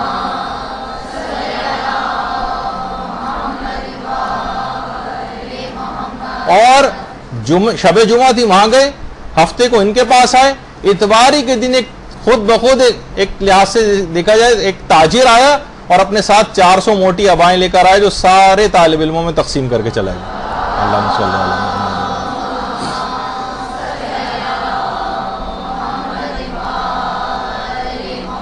شیفتگان امام مہدی کی پہلی جلد میں تقی بافقی کا یہ واقعہ جو ہے وہ تحریر. اچھا، دنیاوی اعتبار سے بھی شیفتگان امام مہدی، فارسی میں اردو میں نہیں. اچھا، نہ صرف یہ کہ دنیاوی چیزیں مانگنی ہیں، آپ تو دینی طالبہ ہیں نا، آپ کو ایک چیز آگے بھی بڑھ کے مانگنی ہے. حضرت حجت سے توسل کرنا ہے اپنے علم کے لیے، اپنے علم کے لیے. سید مہدی بحرالعلوم کتنا بڑا نام ہے، کتنا بڑا نام. وہ اس زمانے میں ان کے جو ہمدرس ہوتے تھے وہ میرزا قمی ہوتے تھے. میرزا قمی، یہ میرزا قمی وہی ہیں کہ جن کا مقبرہ حرم سے متصل، حرم معصومہ قم سے متصل جو چھوٹا قبرستان ہے جس کا اکثر ذکر کرتا رہتا ہوں، بہت بڑی بڑی شخصیات دفن ہیں. اللہم صلی علی محمد. اور یہ ان کی قبر مبارک ہے اس مقبرے کے اندر. اچھا، بہت عظیم شخصیت ہے، اور خود رہبر معظم بھی چھوٹا سا جو قبرستان ہے یہاں پہ بہت زیادہ شہید بھی ہیں. اور یہی وہ تصویر میں آپ سے کہہ رہا تھا جو پچھلی دفعہ کہ قبروں پر اس لحاظ سے نہیں چل رہے ہیں بلکہ درمیان والی جو جگہ اس میں چلتے ہوئے جا رہے ہیں تاکہ ناموں کے اوپر پاؤں نہ پڑے. اور صرف یہیں کی حد تک بات نہیں ہے بلکہ جب بھی کبھی قوم آتے ہیں رہبر معظم تو تمام علماء اور سب کی قبور کے اوپر جا کر جاتے ہیں اور فاتحہ خوانی وغیرہ کرتے ہیں. تو مرزا قمی فرماتے ہیں کہ جس زمانے میں وہاں پر تھا نجف میں تو سید مہدی بحرالعلوم میرے ہمدرس ہوتے تھے، لیکن بحث میں اور علم میں مجھ سے زیادہ قوی نہیں تھے. یعنی میں ان سے زیادہ قوی تھا، ان کی استعداد علمی مجھ سے زیادہ نہیں تھی. کہہ رہے اس کے بعد بہرحال میں نجف سے جو ہے وہ ایران چلا گیا، اور ایران جانے کے صرف چند سال بعد ہی جب زیارت عتبات عالیہ کے لیے میں دوبارہ عراق گیا اور میری ملاقات سید مہدی بحرالعلوم سے ہوئی. تو میں نے دیکھا گفتگو کے اندر علم کا ایک سمندر جو ہے ٹھاٹے مار رہا ہے. میں حیران رہ گیا کہ یہ تو مجھ سے زیادہ بحث میں قوی نہیں تھے, مجھ سے زیادہ علم میں بھی آگے نہیں تھے, یہ سید مہدی بحرالعلوم کی کیا حالت, ایک دم سے علمی لحاظ سے اتنے زیادہ اوپر کیسے چلے گئے. میں نے ایک دفعہ ان سے پوچھ ہی لیا, کہا کہ آپ یہ بتائیے کہ اتنا تبحر علمی آپ کے اندر کیسے آ گیا چند سالوں کے اندر. تو سید مہدی بحرالعلوم نے کہا کہ ایک رات میں مسجد کوفہ گیا. مسجد کوفہ میں نے دیکھا کہ حضرت حجت مسجد کوفہ میں نماز ادا فرما رہے ہیں. اللہم صلی علی محمد.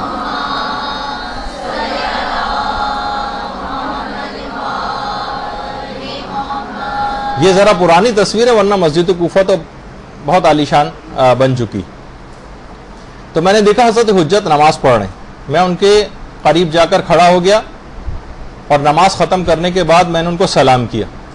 حضرت حجت نے مجھے سلام کا جواب دیا اور کہا کہ میرے قریب آؤ. میں کچھ آگے تو بڑھا, لیکن جلالت کی وجہ سے امام کی زیادہ آگے نہیں گیا. امام نے کہا اور قریب آؤ. میں تھوڑا سا اور قریب گیا, لیکن جلالت کی وجہ سے زیادہ قریب نہیں گیا. امام نے کہا مزید قریب آؤ, یہاں تک کہ جب ان کے بالکل قریب آ گیا, امام نے بازو پکڑ کر مجھے سینے سے لگا لیا. اللہم صلی علی محمد و آل محمد.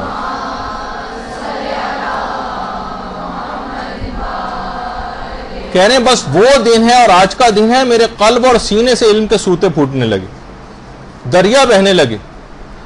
تو بہرحال جب بھی لوگوں کو شبہ ہونے لگتا تھا سید مہدی بحرالعلوم پہ کہ کہیں, میں نے ایک دفعہ پہلے کہا تھا نا کہ کہیں یہ امام زمانہ تو نہیں, سید بھی تھے, محمد نام تھا, مہدی بھی کہتے تھے ان کو, اور اس کے بعد علم کا ٹھاٹے مارتا ہوا سمندر بحرالعلوم لقب بھی تھا.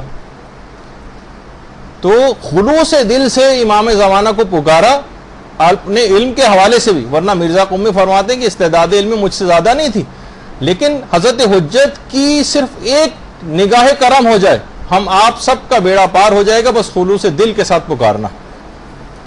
نجم الثاقب میں مرزا حسین نوری نے اس واقعے کو جو ہے وہ نقل کیا. اچھا اب دیکھیے, جب بھی ہم لوگوں سے یہ بات کہتے ہیں, بلکہ علماء جو کہتے ہیں لوگوں سے کہ دیکھیے ظہور کی راہ کو ہموار کیجئے, عمل کیجئے, تو وہ کہتے ہیں کہ بھائی ہم کہاں وہ 313 افراد جو امام کے ساتھ لشکر میں شامل ہوں گے, ہم کہاں ان کے اندر شامل ہو سکتے ہیں جب اب تک 313 کے اندر اتنے بڑے بڑے علماء شامل نہیں ہو سکے. یہ ایک تعویل پیش کی جاتی ہے کہ ہم اس وجہ سے عمل نہیں کر رہے ہیں کہ ہم اس مقام تک پہنچ ہی نہیں سکتے. تو دیکھیے سب سے پہلی بات تو یہ ہے کہ امام کا لشکر 3 حصوں میں تقسیم ہوگا. ایک تو وہی 313 کا عدد ہے جس پہ ابھی میں بات کرتا ہوں. اس کے بعد ایک دوسرا لشکر ہوگا, پہلا 313 والا تو خاص الخاص افراد پہ مشتمل, دوسرا لشکر امام کا 10,000 پہ مشتمل ہوگا, اور جو عام لشکر ہوگا ناصران کا, اس کی تعداد تو لاکھوں اور کروڑوں میں ہو جائے گی. اور امام کی جو عالمی حکومت قائم ہوگی پوری دنیا میں, یہ جتنے بھی موجودہ حکومتیں ہیں یہ سب کا جغرافیائی جو سرحدیں یہ سب ختم ہو جائیں گی. امام پوری دنیا کو, پوری دنیا جو گلوب آپ کے سامنے دنیا کا ہے, اس پوری دنیا کو 313 حصوں میں تقسیم کر دیں گے, اور ہر حصے کے لیے امام ایک گورنر مقرر کریں گے. اس لحاظ سے 313 خاص الخاص افراد, یعنی موجودہ جو زمانے کی تقسیم ہے نا, جیسے چین بہت بڑا ہو گیا ہے,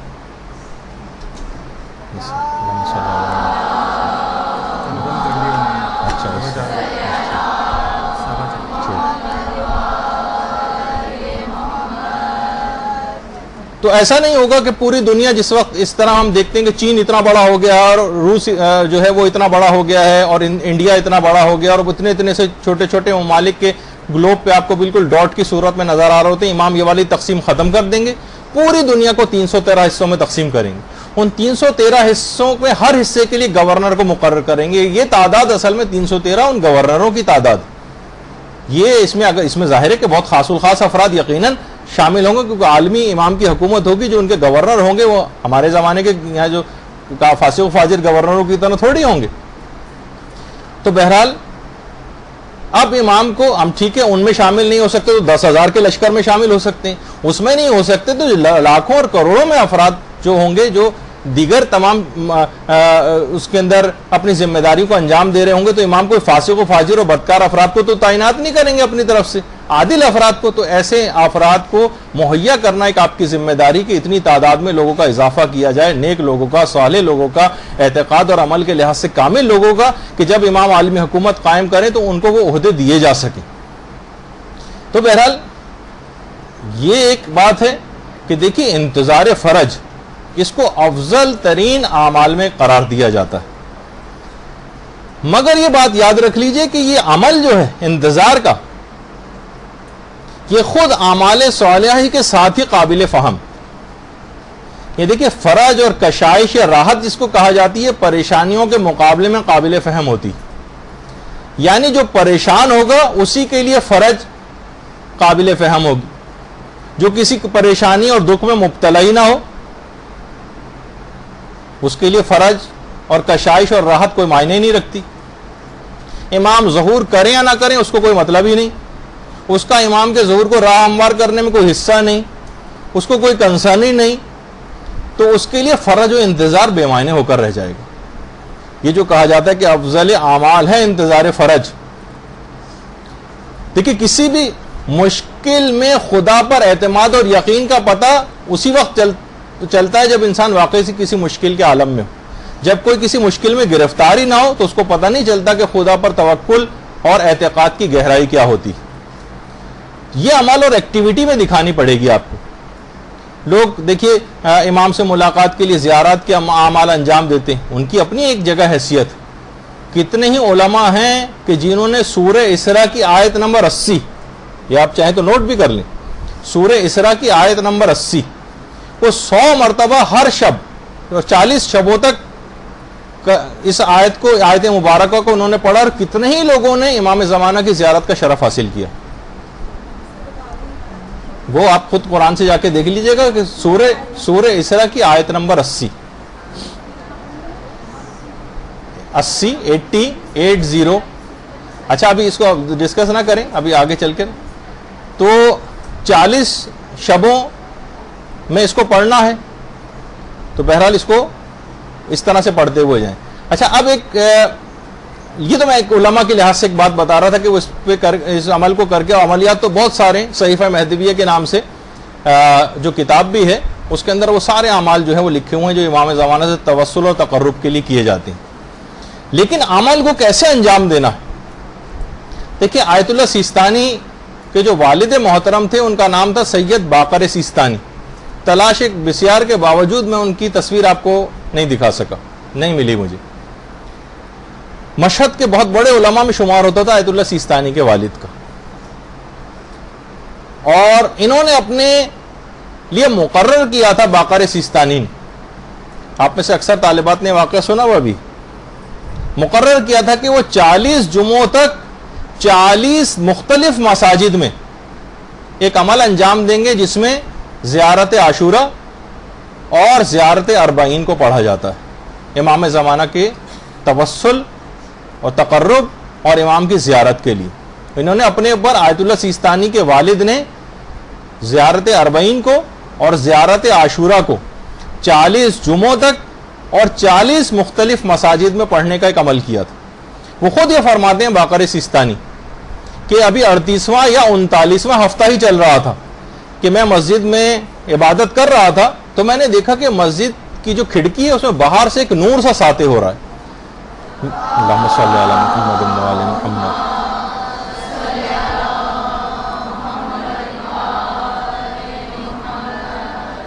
وہ فرماتے ہیں کہ میں نے جلدی جلدی جو ہے وہ نماز ختم کی جلدی اور باہر نکل کے دیکھا اور نور کا مصدر میں نے تلاش کیا کہ کہاں سے یہ نور اندر آ رہا تھا. تو میں نے دیکھا کہ حضرت حجت ایک جنازے کے اندر شریک ہے. میں ان کی خدمت میں گیا تو امام نے میری طرف باقر سیستانی کی طرف دیکھتے ہوئے ایک جملہ ارشاد فرمایا، مجھ سے ملنے کے لیے 40 جمعوں تک زیارت اربعین اور زیارت عاشورہ پڑھنے کی ضرورت نہیں، اور اس صاحب جنازہ کی طرح سے اگر تم ہو جاؤ تو میں خود گھر آ کر تمہاری زیارت کروں گا. باقر سیستانی نے اللہم صلی علی محمد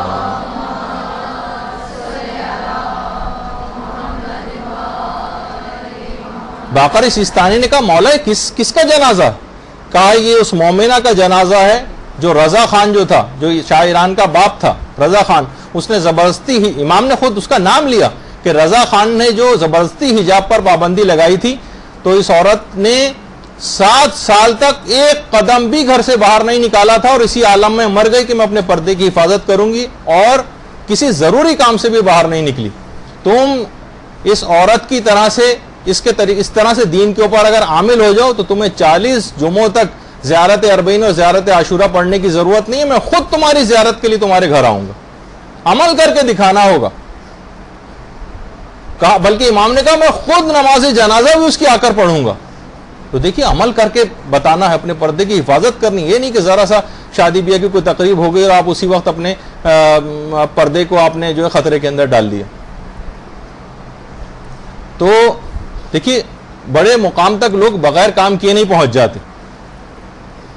رہبر معظم حضرت آیت اللہ خامنئی جب تہران میں مسجد ابو ذر میں بم دھماکے میں شدید زخمی ہو گئے تھے، جو اس وقت کی تصویر ہے، جب شدید زخمی، بچنے کی بھی کوئی امید نہیں تھی، لیکن بہرحال پروردگار کو اپنا فضل کرنا مقصود تھا، اور اس کے بعد جان بچ گئی، لیکن وہ ہاتھ جو اس کے اندر شدید زخمی ہو گیا تھا، اس کے بعد وہ ہاتھ تقریباً مردہ اور بیکار سا ہو گیا، اور اس کے بعد آپ نے دیکھا کہ تصاویر میں بھی ہے کہ ایک ہاتھ سے قنوت مثلا پڑھاتے رہے، اور وہ ہاتھ ابھی تک اس حالت میں ہے۔ لیکن پھر کیا ہے کہ بہرحال ایک قربانیاں دیں، ایک کام کر کے دکھایا، اور اس کے بعد پھر ایسے ہی افراد کے منہ سے اللہم کل ولیک الفرج یا اللہم اجل ولیک الفرج اچھا بھی لگتا، تو عمل کر کے دکھانا ہوگا، عمل کر کے۔ اور حضرت حجت خود عمل کرتے ہیں، یا بلکہ روایتوں میں ہے، یعنی عمل کر کے دکھائیں گے لوگوں کو کہ حضرت حجت اپنے کارکنوں اور عمال پہ بہت زیادہ سختی کریں گے۔ روایت میں ہے، بلکہ ائمہ نے فرمایا کہ خدا کی قسم ہمارے مہدی کا لباس درست اور کھانا سوکھا ہوگا اور بغیر سالن کے ہوگا۔ دیکھیے ہم سے تو اس بات کا تقاضا نہیں کہ ہم اس قسم کی وہ کریں، ہم سے تقاضا بھی نہیں، جو جتنے بڑے افراد ہوتے ہیں ان سے اس قسم کا تقاضا ہوتا ہے، لیکن وہ عمل کر کے ایک سادہ زندگی گزار کر دکھائیں گے، ایک سادہ زندگی۔ تو بہرحال یہ ایک دماغ میں یہ چیز رہنی چاہیے، اور بہت سی چیزیں مجھے وقت کی کمی کی وجہ سے سکپ کرنی پڑ رہی ہیں، لیکن جو خاص بات ہے اس کے اندر، دیکھیے حل من ناصری ینصرنا کی جو صدا ہے، یہ امام حسین نے کب یہ صدا بلند کی تھی؟ یہ اس وقت کی تھی کہ ہے کوئی جو میری مدد کرے، جس وقت ظاہری اعتبار سے کوئی بھی ناصر امام موجود نہیں تھا، سب شہید ہو چکے تھے۔ تو مقصد کہنے کا یہ تھا کہ آنے والی تاریخ کے لوگوں کو یہ پیغام دینا تھا کہ تمہیں بھی میری اسی طرح سے مدد کرنی، کیونکہ امام اس وقت، امام نے نہیں کہا جب ان کے اصحاب زندہ تھے تو یہ تاثر ہوتا کہ امام گویا ان سے مدد مانگ رہے، نہیں، جب کوئی موجود نہیں تھا اور امام نے یہ جملہ جو ہے بلند کیا۔ آج بھی آپ کا امام، زمانے کا امام آپ کو مدد کے لیے پکار رہا۔ تو بہرحال دیکھیے یہ جو انتظار ہے نا، یہ انسان کی سوچ کا دائرہ جو ہے، یہ سوچ کا بلکہ جو دھارا ہے، اور آپ کی محور اور فکر جو ہے اس کو تیز کر دیتا ہے۔ آپ کی فکریں تمام ایک نقطے کے اوپر آ کر مرکوز ہو جاتی ہیں، آپ کے اندر فاعلیت پیدا کرتی ہیں۔ اچھا، آپ نے خود دیکھا ہوگا کہ جس طالب علم نے محنت ہی نہ کی اور پورے سال نہیں پڑھا ہو اور اس کا امتحان بھی بہت زیادہ خراب ہو گیا ہو، کیا ایسے شخص کو یا ایسے طالب علم کو رزلٹ کا زیادہ انتظار ہوگا، یا اس صحیح منتظر نتیجہ کو زیادہ ہوگا جس نے پورے سال شدید محنت کی تھی؟ گن گن کر وہ دن اپنے کاٹ رہا ہوگا کہ میری پوزیشن آنے کا امکان ہے، کب رزلٹ آئے گا، کب رزلٹ آئے گا، دھڑکتے ہوئے دل کے ساتھ نتیجے کا انتظار کر رہا ہوگا، خوب محنت کے ساتھ۔ اور اس کے مقابلے میں وہ طالب علم انتظار نہیں کر رہا ہوگا جس نے پورے سال پڑھ کے نہیں دیا، اسے پتا ہے کہ نتیجہ کیا نکلے گا، تو اس وجہ سے اس کو نتیجے کا انتظار ہوتا بھی نہیں، بلکہ سوچتا ہے جتنا ڈیلے ہو جائے اتنا زیادہ اچھا۔ ظہور امام کا بھی تقریباً ایسے ہی حال، جو اچھی تیاری کے ساتھ ہوگا امام کی، وہ انتظار کرے گا واقعی دھڑکتے دل کے ساتھ، اور جس کی تیاری نہیں ہوگی وہ بس ایسے ہی ٹامک ٹوئیاں مارتا پھر رہا ہوگا، اور زبانی طور پر وہ اللہم اجل ولیک الفرج پورا مجمع کہہ رہا ہے تو وہ بھی کہہ رہا ہے ساتھ میں، لیکن دل اس کا ساتھ نہیں دے رہا ہوگا۔ تو بہرحال دیکھیے اس سے معلوم یہ چلا کہ صحیح اعمال اور صحیح نیک کردار جو ہے یہ آپ کو صحیح منتظر امام بنائے گا، بے عملی اور بد کرداری یہ آپ کو انتظار امام سے دور کر دے گی۔ دیکھیے منتظر اس بات کا انتظار کر رہا ہوتا ہے کہ امام کب آئیں گے اور کب آ کر قوانین الہی کا اجرا کریں گے، کب آ کر امام خدا کے قوانین رائج کریں گے، کب امام آ کر عدل قائم کریں گے۔ یہ کیسے ممکن ہے کہ وہ آئندہ کے دنوں میں تو وہ منتظر اس بات کا انتظار کرے کہ امام کب قوانین الہی کا اجرا کریں گے، اور حال میں ان تمام احکامات کو ترک کر رہا ہو۔ مستقبل میں تو انتظار کر رہا ہے لیکن حال میں ان احکامات کے اوپر عمل پیرا نہیں۔ اس کا مطلب ہے کہ یہ شخص اپنے آپ کو دھوکہ دے رہا ہے، یہ جھوٹا ہے، یہ منتظر امام ہے ہی نہیں۔ دیکھیے کہا جاتا ہے کہ انتظار کے جو 4 عوامل ہیں، انتظار اس چیز کا ہوتا ہے جس کے واقع ہونے کا یقین ہے کہ وہ چیز ہے، جب ہی اس کا انتظار کر رہا ہوتا ہے۔ جس کو یقین ہی نہیں ہو وہ انتظار کیوں کرے گا؟ یعنی جس قدر اس کا علم قوی ہوگا اسی قدر انتظار شدید ہوگا۔ یہ ہے سب، یعنی ایک چیز ہے، 4 عوامل ہوتے ہیں انتظار کے، اس میں سے پہلا عامل یہ ہے کہ انتظار اس چیز کا کیا جاتا ہے جس کے واقع ہونے کا یقین ہوتا ہے۔ کسی کو واقع ہونے کا یقین ہی نہ ہو، شک و شبہ اس کے دل میں پایا جاتا ہے، وہ انتظار بھی نہیں کرے گا۔ دوسرا عامل انتظار کا کیا ہوتا ہے؟ اس چیز کے وقوع کو قریب سمجھنا، یعنی جتنا اس کے وقوع کو دور سمجھے گا اتنا ہی انتظار ضعیف ہو جائے گا۔ مثلا 5 سال بعد اگر کسی کے ابا کو آنا ہے، آج گئے ہیں ملک سے باہر، 5 سال بعد آئیں گے، تو انتظار یہ بھی کرے گا لیکن ضعیف انتظار ہوگا کہ وہ بہت دور سمجھ رہا ہے، 5 سال بہت بڑا عرصہ ہے اب والد صاحب کے آنے میں۔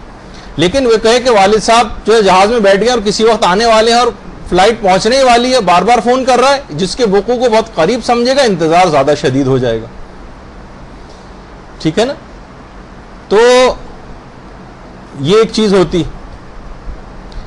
تو جتنا وقوع کو قریب سمجھے گا اتنا ہی زیادہ انتظار کرے گا۔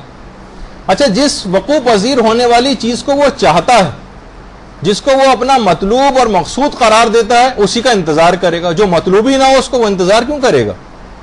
وہ مطلوب ہی نہیں۔ اچھا، پھر چوتھا عامل اس کے اندر یہ ہوتا ہے کہ جس کے آنے کی اس کو خبر دی جائے، اس سے وہ محبت بھی کرتا ہو تو انتظار کرے گا، جس سے محبت ہی نہ ہو اس کا انتظار کیوں کرے گا؟ بہت سے ایسے رشتہ دار جو شادیوں وغیرہ کے اندر، آپ کو پتا ہے کہ آپ کے بہت سے رشتہ دار جو آپ کے نزدیک ناپسندیدہ ہوتے ہیں شادیوں میں، بہرحال وہ بھی آتے ہیں، دوسرے شہر سے آ رہے ہیں، تو آپ کے دل میں ایک بیزاری سی ان کے لیے ہوتی، تو آپ انتظار کب ان کا کریں گے؟ بلکہ آپ چاہیں گے کہ وہ نہ آئیں۔ تو جتنی محبت ہوگی اتنا ہی انتظار شدید ہوگا، جتنی محبت ضعیف ہوگی اتنا ہی انتظار کم ہو جائے گا، اس کا جو ہے کمزور پڑ جائے گا۔ یہ 4 عوامل ہوں گے اگر، تو خود بخود آپ کو انتظار کی صلاحیت آپ میں پیدا ہو جائے گی، چاہے آپ کو کوئی انتظار کا حکم دے یا نہ دے، آپ کو انتظار ہوگا، کیونکہ یہ ممکن ہی نہیں کہ 4 عوامل موجود ہوں اور آپ انتظار نہ کریں۔ یقین ہو کہ آپ کا امام ہے، اس کا ظہور نزدیک ہے، وہ ہمارے مطلوب و مقصود ہیں، ان سے ہمیں محبت شدید ہے، خود بخود انتظار امام ہوگا، چاہے اس کا حکم دیا جائے آپ کو یا نہ دیا جائے۔ اچھا، اس کے مقابلے میں اس کا اگر آپ الٹا کر لیں، آپ کو امام کی کوئی پرواہ نہ ہو، آپ ان کے ظہور کو بہت دور سمجھ رہی ہوں، امام آپ کا ہدف اور مقصد ہی نہ ہو، اور آپ کو امام سے محبت شدید نہ ہو، تو آپ کو انتظار بھی نہیں ہوگا اور زبردستی حکم دینے کی ضرورت ہوگی کہ بھائی انتظار کرو۔ تو دیکھیے امام خود یہ بات بیان فرماتے ہیں کہ یہ جو کہا جاتا ہے نا کہ بہترین اعمال ہے، امام خود ارشاد اس متعلق فرماتے ہیں کہ تمہیں وہ تمام کام کرنے چاہیے جو تمہیں ہماری محبت سے قریب کریں، اور ان تمام کاموں سے تمہیں اجتناب کرنا پڑے گا جو ہماری محبت سے تم کو دور کر رہے ہیں۔ تمہاری کوئی بھی خبر ہم سے پوشیدہ نہیں۔ دیکھیے خدا کی طرف سے ہدایت کا جو وسیلہ ہے، ہدایت کا وسیلہ وہ امام ہے۔ اچھا، بندوں کی طرف سے ہدایت کی جو قبولیت ہے وہ اس کی دلیل کیا ہے؟ اطاعت۔ امام خدا کی طرف سے ہدایت کا ذریعہ ہے لیکن بندہ اس ہدایت کو قبول کر رہا ہے، اس کی دلیل کیا ہے؟ اس کی دلیل اطاعت۔ اگر امت اطاعت پر آمادہ ہی نہ ہو تو خدا کو بھی کوئی جلدی نہیں ہے، کوئی جلدی نہیں ہے اسے۔ تو آپ کو چاہیے کہ امام کے لیے کوئی کام کریں، کوئی خدمت انجام دیں، جب بلاوا آئے تو آپ میں کوئی ایسی صلاحیت پائی جاتی ہو کہ آپ کو کوئی خدمت انجام دینے کے لیے اٹھایا جائے۔ محض تماشائی کے طور پر آپ نہ اٹھائی جائیں قبر سے، اور نہ اٹھایا جائے گا اس طرح سے کہ چلیے بھائی آئیے دیکھیے کیسی حکومت ہوتی ہے, ہم تماش بین کی طرح سے کھڑے ہو جائیں جا کر وہاں. تو یہ جو تندرستی ہے, آپ کی فراغت ہے آپ کی, اس کو آپ کام میں لے کر آئیں. تو بہرحال دیکھیے امام کے سلسلے میں بہت زیادہ افراد کا زیارت کا بڑا دل چاہتا. تو یہ بات بھی بیان ہو جائے اس میں جب امام کا جب ذکر آ رہا ہے کہ چند سورے بڑے اہم ہیں امام کے سلسلے میں. امام سے پہلے دیکھیے فتنہ دجال کا بڑا تذکرہ آیا, اور دجال آپ کو پتا ہے کہ پہلے زیادہ علماء کا کہنا یہ کہ صفاتی ایک نام ہے, کوئی ایک شخص کا نام نہیں ہے باقاعدہ کہ دجال. تو سورہ کہف جو ہے پیغمبر فرماتے ہیں کہ جو 8 دن اور 8 راتیں سورہ کہف پڑھے وہ ہر فتنے سے محفوظ ہو جائے گا, اور اگر دجال نے ان 8 دنوں میں خروج کیا تو اس کے فتنے سے بھی وہ محفوظ ہو جائے گا.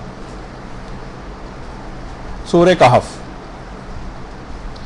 اور پیغمبر نے یہ جملہ بھی ارشاد فرمایا کہ جو کہف کی 10 آیات کو حفظ کر لے گا وہ دجال کے فتنے سے محفوظ ہو جائے گا اور کوئی نقصان اس کو نہیں پہنچے گا. اور اگر سورہ کہف کی ساری آیتیں بھی پڑھ لے, ساری آیتیں یعنی پورا سورہ, تو ایسا شخص داخل جنت ہوگا. اور اگر سورہ کہف کی آخری آیات کو حفظ کر لے تو قیامت کی میں اس کے ساتھ ایک نور اور روشنی ہوگی. تو سورہ کہف علی الخصوص امام زمانہ علیہ السلام کے حوالے سے بہت اہم ترین سورہ ہے, کہ آپ کوشش کر کے اس کی ابتدائی 10 آیتیں, آخری آیات, بلکہ اگر ہو سکے تو پورے سورے کو حفظ کرنے کی کوشش کریں, تو پھر آپ کو امام کی غیبت میں یہ جتنی منحرف کرنے والی چیزیں یہ آپ کو نقصان نہیں پہنچا سکیں گی. دوسرا سورہ جو ہے وہ سورہ یاسین. سورہ یاسین باقاعدہ ایک عالم دین نقل کرتے ہیں کہ جب میں خدمت امام میں پہنچا تو میں اس زمانے میں شدید سخت مصیبت میں مبتلا تھا, تو امام زمانہ نے مجھے خود سورہ یاسین پڑھنے کی تاکید کی مشکلات میں. اور دیکھیے اس میں امام نے فرمایا کہ اس میں مبین 6 مقامات پر آیا ہے. دیکھیے ایک عمل بھی آپ بھی چاہیں اس کو کر سکتی. امام نے فرمایا سورہ یاسین میں جو لفظ مبین ہے یہ 6 مقامات پر آیا ہے. تو جب بھی تم لفظ مبین پر پہنچو تو اس مقام پر پہنچ کر اپنی حاجات طلب کرو, تو خدا تمہاری دعاؤں کو مستجاب کر دے گا. اچھا وہ عالم دین جب ان کی امام سے ملاقات ہوئی اس کے بعد وہ گھر آئے تو انہوں نے پھر قرآن میں دیکھا کہ مبین, وہ ذرا حیران اور پریشان ہو کہ مبین قرآن میں 7 مقامات پر آیا, جبکہ امام نے کہا تھا 6 مقامات ہیں. پھر انہوں نے خود ہی غور کیا تو کہا, نتیجے پہنچ گئے کہ یقیناً ضرور امام تو غلطی کر ہی نہیں سکتے. تو واقعی جو امام نے کہا تھا کہ مبین لفظ 6 مقامات پر آیا اور ایک مقام پر الف لام کے ساتھ آیا المبین, تو امام نے لفظ صرف مبین کہا تھا جو کہ 6 مقامات کے اوپر آیا ہے.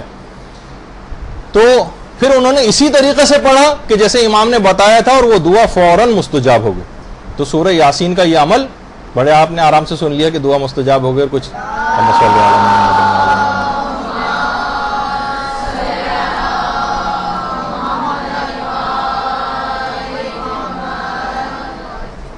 اور اس کے بعد اگلا سورہ جو ہے وہ سورہ القاریہ ہے. چھٹے امام القاریہ سورہ کے متعلق فرماتے ہیں کہ خدا اس کے پڑھنے والے کو دجال کے فتنے سے اور اس دجال کے فتنے پر ایمان لانے سے اور جہنم سے محفوظ رکھے گا.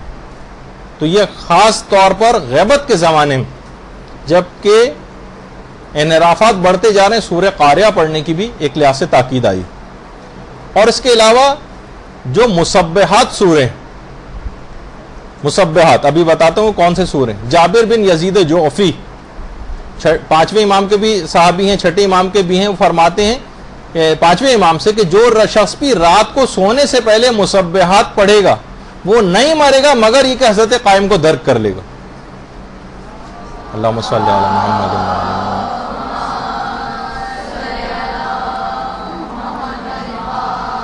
اور اگر مر گیا تو وہ جوار پیغمبر میں جگہ پائے گا, پیغمبر کے پڑوس میں اس کو گھر دیا جائے گا. اچھا مسبحات سورے وہ ہیں جو تسبیح سے شروع ہوتے ہیں, تسبیح سے. ملا صالح مازندرانی فرماتے ہیں کہ جو سورے بھی سبح, یسبح ہو یا سبحان سے شروع ہوتے ہیں وہ سب مسبحات. اس لحاظ سے 7 سورے بنتے ہیں مسبحات. سورہ اسراء, سورہ حدید, سورہ حشر, سورہ صف, سورہ تغابن اور سورہ اعلیٰ اور سورہ جمعہ. یہ 7 سورے بنتے ہیں کہ جو کہ مسبحات کہلاتے ہیں. اب لکھ لیجئے گا آپ, اس کا اب تو یہ اپلوڈ ہو جاتا ہے, اتنا وقت نہیں کیونکہ بہت جلدی اس کے بعد آخر میں ایک اہم ترین اعلان بھی کرنا ہے آپ کے سامنے. البتہ مرحوم کفمی جو گزرے ہیں ہمارے، انہوں نے اپنی کتاب مصباح کے حاشیے میں چیز لکھی ہے اور کہا ہے کہ 5 سورے ہیں اصل میں. اور اب دیکھیے پھر آپ نے بات شروع کر دی بیچ میں. جب بھی میں اس کو منع کرتا ہوں کہ بیچ میں کوئی ٹوکا نہ کرے تو زیادہ مناسب ہے، کیونکہ پھر آپ لوگ ڈسکشن شروع کر دیتے ہیں. 5 سورے وہ کہتے ہیں کہ 2 ہم خارج کر رہے ہیں، سورہ اسراء اور سورہ اعلیٰ، کچھ دلائل کی بنا پر. مرحوم کفمی نے حاشیے میں مصباح کے لکھا ہے کہ 5 سورے ہیں اصل میں، اور اس میں سے سورہ اعلیٰ اور سورہ اسراء کو خارج کر دیا. تو بہرحال بعض علماء یہ فرماتے ہیں کہ جو فائدے ہیں، یعنی امام زمانہ کو درک کرنا اور جوار پیغمبر میں جگہ پانا، یہ فقط ایک دفعہ پڑھنے سے بھی یہ فائدہ حاصل ہو جاتا ہے. ایک دفعہ اگر ان 7 سوروں کو پڑھ لیا جائے، کتنا بڑا، یعنی ایک دفعہ پڑھنے سے بھی حاصل ہو جاتا ہے. البتہ کہا کیونکہ یہ اس کے فائدے بہت زیادہ ہیں، تو اس کا مطلب اور فائدہ اتنا زیادہ ہے، تو ایک دفعہ سے زیادہ پڑھنے میں اور تکرار کرنے میں یقیناً اور زیادہ فائدہ ملے گا، تو جتنی تکرار ہو. اچھا، یہاں جو لفظ آیا کہ امام زمانہ کو درک کرنا، تو درک کی 2 صورتیں ہیں. ایک تو یہ کہ براہ راست ملاقات ہو جانا، اس کو بھی درک کہا جاتا ہے. اور فرمایا کیونکہ ان 7 سوروں میں حضرت قائم کا کوئی نہ کوئی ذکر آیا، ان کی صفات اور ان کے احوال ان سوروں میں آئے ہیں، تو اس کی ایک تاثیر یہ ہے کہ وہ آدمی خود بخود ان سوروں کو تلاوت کرنے والا امام زمانہ کا قرب اس کو حاصل ہو جاتا ہے. تو اللہم صلی علی محمد.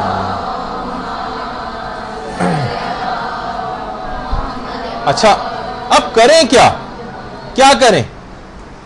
تو دیکھیے جلدی ہم بات کو بیان کرتے ہیں، لیکن ایسا نہیں کہ بس ابھی یہ 5 منٹ میں ہی میں بتاؤں گا کہ کیا کریں، اس کے علاوہ بس ابھی بتا دیا تو بتا دیا، ورنہ اس کے بعد تو ہم کو عمل نہیں. آپ کو اس کے بعد خود سے تحقیق کرنا ہے، پوچھنا ہے، علماء سے دریافت کرنا ہے، اپنی زندگی کا مقصد اور تعین کرنا ہے. لیکن ایک عمومی طور پر کہ آپ کی کیا ذمہ داریاں، آپ کے فضائل اور آپ کے مناقب بیان کیے جائیں، ایسی محفلوں کا انعقاد جیسے کہ ابھی تذکرہ ہوا. دوسرا فریضہ ہے کہ آپ خود بھی ان محافل اور ان مجالس میں شریک ہوں. جہاں پر بھی امام کے سلسلے میں اس قسم کا کوئی کام ہو رہا ہے، آپ کو چاہیے کہ ان محفلوں میں شریک ہوں، ان مجالس میں آپ شریک ہوں. تیسری ذمہ داری یہ بنتی ہے کہ آپ ان کے فضائل اور مناقب کو نشر کریں. کتابیں اس سلسلے میں اگر کوئی لکھی جا رہی ہے امام، اس میں آپ کنٹریبیوٹ کریں، اپنا مالی حصہ ڈالیں، اس کو ادھر سے ادھر اگر چھپ چکی ہے کتاب ایک دوسرے کو تحفے کے اندر آپ دیں، اس کے اوپر اپنے پیسے کو خرچ کریں. خود امام کی ایک حق ادا ہوگا جو آپ کریں گی کام. اگلا آپ کی ذمہ داری کہ آپ ان کے فراق میں روئیں اور دوسرے لوگوں کو رلائیں. یہ بھی ایک فریضہ. امام کی نیابت میں یا امام کی طرف سے یا امام کو ہدیہ کریں کوئی حج کو ہدیہ کرنا. بہتر یہ کہ اکثر علماء کہتے ہیں کہ حج نیت اپنی طرف سے کریں اور امام کے سلسلے میں نیابت نہ کریں، بلکہ حج خود کر کے پھر اس کے بعد ہدیہ کر دیں. آیت اللہ بہجت وغیرہ کے سلسلے میں رجحان تھا. یا پھر یہ کہ امام کے لیے کوئی جا رہا ہو حج پہ تو آپ کہیں کہ امام زمانے کی طرف سے میری طرف سے ان کے لیے طواف کرنا یا ان کے لیے کوئی عمرہ بجا لانا. یہ خود جا سکتے ہو تو خود یہ کام کریں، ورنہ کسی کو نائب بنا کر بھی بھیجیں. یہ بھی ایک ذمہ داریوں میں سے. اور حضرت حجت کی طرف سے معصومین کے جو روضے ہیں ان کی زیارت انجام دیں. جہاں جہاں بھی کوئی شخص زیارت کے لیے جا رہے ہیں ان سے آپ کہیں کہ میری طرف سے بھی نیت کر لینا. خود اگر ان زیارت کے سفروں کے اوپر جا رہے ہوں تو حضرت حجت کی طرف سے یہ تمام زیارتیں کریں اور اس کے بعد ثواب ان کو ہدیہ کریں. آپ سے استغاثہ کریں. بہت سے استغاثے بہت اہم ہیں جو انشاءاللہ آج موقع نہیں کبھی اور آپ کی خدمت میں بیان کیے جائیں گے. آپ کے وسیلے سے شرعی حاجات طلب کریں. امام زمانہ کو وسیلہ بنائیں اس سلسلے میں اور حاجات طلب کریں. جیسے کہ اب آغا سیستانی کے لحاظ سے آج رات جو ہے وہ آپ لوگوں کی شب نیمہ شعبان ہے، اور آغا خوئی کے حوالے سے کیونکہ عراق اور ایران وغیرہ کے اندر کیونکہ آج منائی جا رہی ہے تو آج ان کا دن ہے اور کل شب گزر چکی ہے ان کے لحاظ سے. تو بہرحال آپ کے وسیلے سے شرعی حاجات طلب کریں. خدا کی بارگاہ میں آپ کو شفیع بنائیں، شفاعت طلب کریں اور لوگوں کو آپ کی طرف بلائیں، رہنمائی کریں کہ امام زمانہ کا ذکر کریں بار بار. ایسی محافلوں میں لوگوں کو کھینچ کھانچ کے لے کر آئیں، ایسے پروگراموں کا انعقاد کروائیں. خود کو تمام اخلاقی رذائل سے اور برائیوں سے بچانے کی کوشش کریں. لوگوں کو دین پر عمل کر کے دکھائیں. ان جیسا بننے کی نہ کوشش کریں کم سے کم پردہ کر کے شادی میں جا رہے ہیں. نہیں، اچھا ایک ایسا پردہ کہ لوگوں کو ایک معاشرے کے اندر نیکیاں ہوتے نظر آئیں. دین پر عمل کر کے لوگوں کو دکھائیں.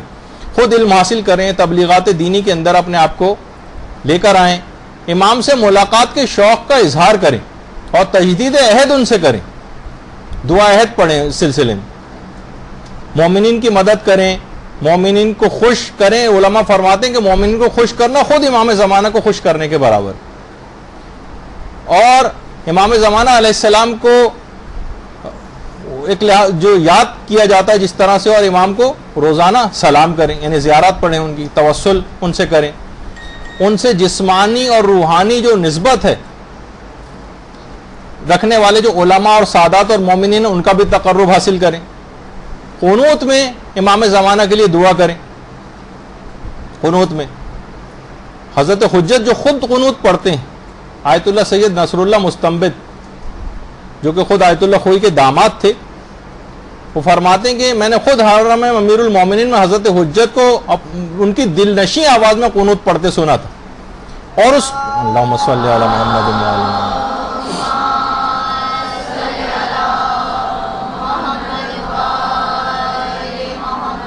اور میں نے یہ دیکھا کہ حضرت حجت حاکم شام پر لعنت کر رہے ہیں، باقاعدہ وہ جملے بھی انہوں نے جو ہے وہ نقل کی۔ اچھا دیکھیے، بہت ساری ایسی چیزیں بھی ہیں، آج کل لوگ، پوری دنیا بھی اس ملک کے خلاف ہوئی ہوئی ہے، اور بعض اپنے افراد بھی ان پر اعتراض کرتے ہوئے نظر آ رہے ہیں۔ ایران، تو دیکھیے کتنی ہی اہل سنت کی روایات ہیں، اگر آپ دیکھیں باقاعدہ وہ روایات تو آپ کو اندازہ ہوگا کہ پیغمبر اسلام نے بات فرمائی کہ میرے بعد بہت سے لشکر ہوں گے، لیکن تم اس لشکر میں شامل ہونا جو خراسان سے آئے گا۔ خراسان ایران کو کہا جاتا ہے، اس لشکر میں تم لوگ شامل ہونا جو خراسان سے آئے گا۔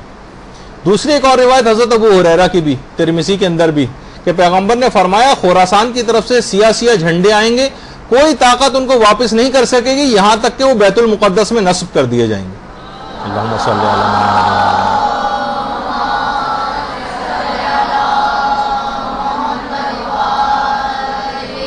یہ سارے حوالے لکھے ہوئے ہیں، حافظ ابن کثیر نے نیچے نوٹ لکھا ہے کہ سیاہ جھنڈے وہ نہیں جو ایک مرتبہ ابو مسلم خراسانی لے کر آیا تھا جس نے بنو امیہ کا ملک چھین لیا تھا، بلکہ یہ دوسرے جھنڈے ہیں جو امام مہدی کے عہد میں ظاہر ہوں گے۔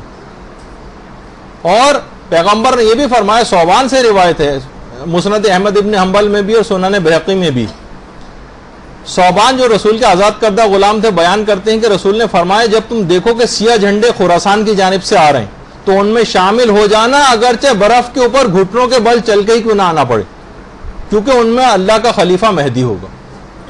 تو آپ نے دیکھا کہ کیسی صحیح جو ہے وہ روایات ہیں۔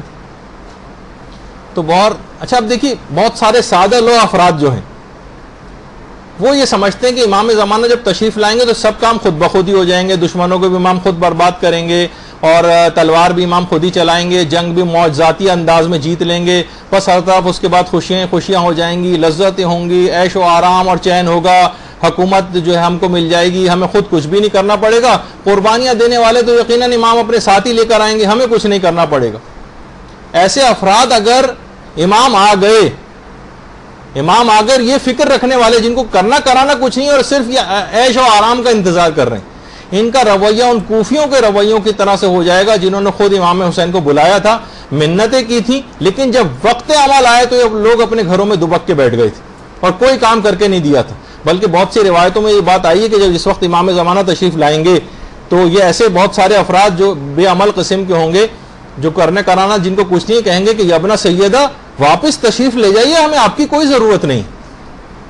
یہ وہی افراد ہوں گے جنہیں غیبت میں کسی کام کے کرنے کی کوئی عادت نہیں تھی، کوئی خدمت انجام دینے کی عادت نہیں تھی، ان کا کام صرف ولادتوں پہ SMS کرنا تھا، یہ صرف جشن کی تقریبات ویسے سال میں ایک آدھ مرتبہ مطمئن ہو جاتی۔ امام آئیں گے تو پورے طاقت سے اسلامی احکام کا نفاذ کریں گے، موویوں کے اوپر پابندی لگا دیں گے، گانوں کے اوپر پابندی لگائیں گے، حرام فلموں کے اوپر پابندی لگائیں گے، مکس گیدرنگ پہ پابندی لگائیں گے، بے پردگی کے پابندی لگا دیں گے، اسراف والی تمام تقاریب کے اوپر پابندی لگا دیں گے، عیاشی کی زندگی گزارنے پر پابندی لگائیں گے۔ باقاعدہ میں ملتا نہیں کہ امام سادہ زندگی گزارنے کا عہد لیں گے۔ ایسے افراد جو بھی سب چیزیں دیکھیں گے کہیں گے مولا واپس تشریف لے جائیے۔ تو بہرحال ڈریں کہ کہیں ہمارا عمل ان کوفیوں کی طرح سے نہ ہو جائے کہ جنہوں نے امام کو اس زمانے میں خطوط لکھے تھے اور ہم آج جو ایک لحاظ سے دیکھا جائے تو جو ہم عریضے لکھ رہے ہیں کہیں کوفیوں کے خطوط کی طرح سے نہ ہو جائیں. وہ بھی کہہ رہے تھے کہ مولا آئیے آئیے اور پھر ساتھ نہیں دیا تھا. ہم بھی عریضوں میں لکھ رہے ہیں مولا آئیے آئیے اور کرتے کراتے کچھ بھی نہیں. تو علماء یہ فرماتے ہیں کہ دیکھیے واقع کربلا جو ہوا تھا اس میں ہر طبقہ زندگی کے لیے عبرتیں اور مثالیں. جس شخص نے جو کردار اس زمانے میں امام حسین کے ساتھ واقع کربلا میں انجام دیا تھا, جو اپنے زمانے میں جو آدمی جو کیریکٹر پیش کر رہا ہوتا ہے وہی ایسا ہی ہے جیسے اس زمانے میں امام حسین کے دور میں ہوتے تو آپ وہی کیریکٹر پیش کرتے. یعنی آج ہم امام زمانہ کی حکومت میں زندگی گزار رہے ہیں, ہم کربلا میں ہوتے اور یہی والا کیریکٹر ہمارا ہوتا تو آپ خود سوچیے ہم کس کیمپ میں ہوتے. احیاء دین سے لاپرواہی, حلال و حرام کی کوئی تمیز نہیں. بتائیے کردار ناصرانہ امام حسین کا تھا یا یزیدی فوج کا تھا؟ فسق و فجور کے اندر جو زندگیاں یہ لوگ گزار رہے تھے یہ امام حسین کے کیمپ میں نظر آتے تھے یا یزیدی کیمپ میں نظر آتے تھے؟ تو بہرحال بہت سے لوگ کہتے ہیں کہ جناب بہت زیادہ آپ لوگ ٹونٹنگ کرتے ہیں, اور تو آپ خود دیکھیں کہ یہ جب اس قسم کی باتیں ہوں گی اس میں ٹونٹنگ نہیں کی جائے گی تو کیا کی جائے گی؟ کیا ہم یہ کہیں گے تمام لوگ صحیح ہو گئے, ہر شخص دین کا بڑا کام کر رہا ہے, امر و نہی کے فرائض انجام دیے جا رہے ہیں, واجبات و حرام کی خوب پابندی ہو رہی ہے, اور خواتین نے جناب غیبتیں کرنا بند کر دی ہیں اور اسراف کرنا بند کر دیا ہے اور بے پردگی بالکل چھوڑ دی ہے, مرد پابندی سے خمس دے رہے ہیں, دین کے کام کر رہے ہیں, دین پر پیسہ خرچ کر رہے ہیں, ٹی وی کو وقت دینے کے بجائے اصلاح معاشرہ و تبلیغات کے فرائض انجام دے رہے ہیں؟ بتائیے کتنی جھوٹی تعریف آپ کی اور کی جائیں.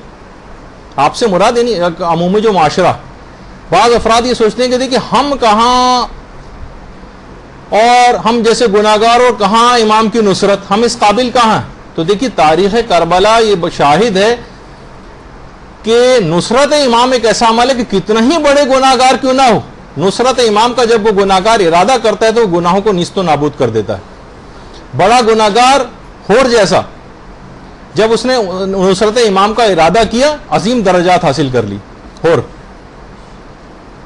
یہ ہور کی قبر مبارک, یعنی صرف زبانی معافی بھی کافی نہیں ہے, معافی مانگنا, نصرت امام کرنا بھی ضروری ہے, خود ہور نے بتا دیا. زبانی معافی نہیں, نصرت بھی کی, یہ کیونکہ مودت کا یہی تقاضا ہے اور اجر رسالت کی یہی ادائیگی. آیت اللہ وحید خراسانی نے باقاعدہ ایک کتاب لکھی ہے پیام امام زمانہ کے نام سے. اس میں وہ فرماتے ہیں کہ جو غیبت کا جو زمانہ ہے یہ امام زمانہ کے لیے ایک زندانی اور اسیری کا زمانہ. دعوی محبت کرنے والوں کے لیے امام کی نصرت کا یعنی وہ کوئی امام کی رہائی کے لیے کوئی کام ہی نہیں کر رہے کہ امام جلد سے جلد ظہور کریں اور امام اس زندان اور اس اسیری اور قید خانے سے باہر آئیں. یہ لوگ خاموشی سے خوشی کے ساتھ لاو و لائب کے اندر اپنے گھروں کے اندر جو ہے وہ مبتلا. اور اب اتنا وقت نہیں ہے کہ یہ ساری باتیں جو ورنہ امام زمانے کے لیے صدقہ دینے کے لیے بھی ایک لحاظ سے بات تھی, تو یہ بھی اب بات نہیں آ پا رہی. لیکن یہ کہ ہمیں امام زمانہ کی صدائے استغاثہ جو ہے یہ سنائی نہیں دے رہی. یعنی جو امام وقت کا ہمیں پکار رہا ہے لوگ اس کی آواز کو نہیں سنتے, اور جو مدد ہم کرنا چاہتے ہیں وہ امام کو مطلوب نہیں. اگر امام جان ہم سے طلب کرے تو ہم مال پیش کرنے لگتے ہیں, جیسے امام کو آ کر امام حسین کو آگے گھوڑا دینے کی فکر میں تھا کہ مولا گھوڑا لے لیجئے مجھ سے.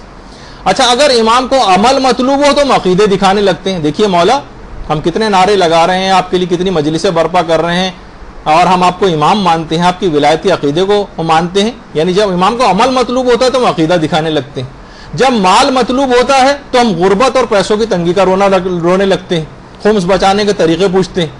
تو ہمارے روزانہ کے معمولات زندگی میں امام زمانہ کہاں ہے آپ مجھے بتائیے.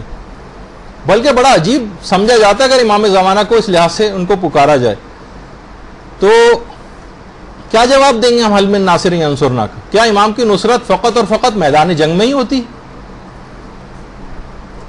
اگر ایسا ہے تو واقعی امام آج بھی تنہا ہے, وہ تنہا کربلا اور شام کے چکر لگا رہے ہیں, اور کہتے ہیں کہ انتقام سید الشہداء کا انتقام لینے والے انصار ابھی تک پیدا نہیں ہوئے.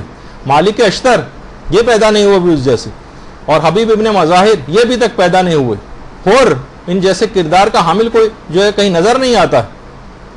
دیکھیں لوگ امام کو بلا تو رہے ہیں لیکن امامت کو برداشت کرنا آسان کام نہیں.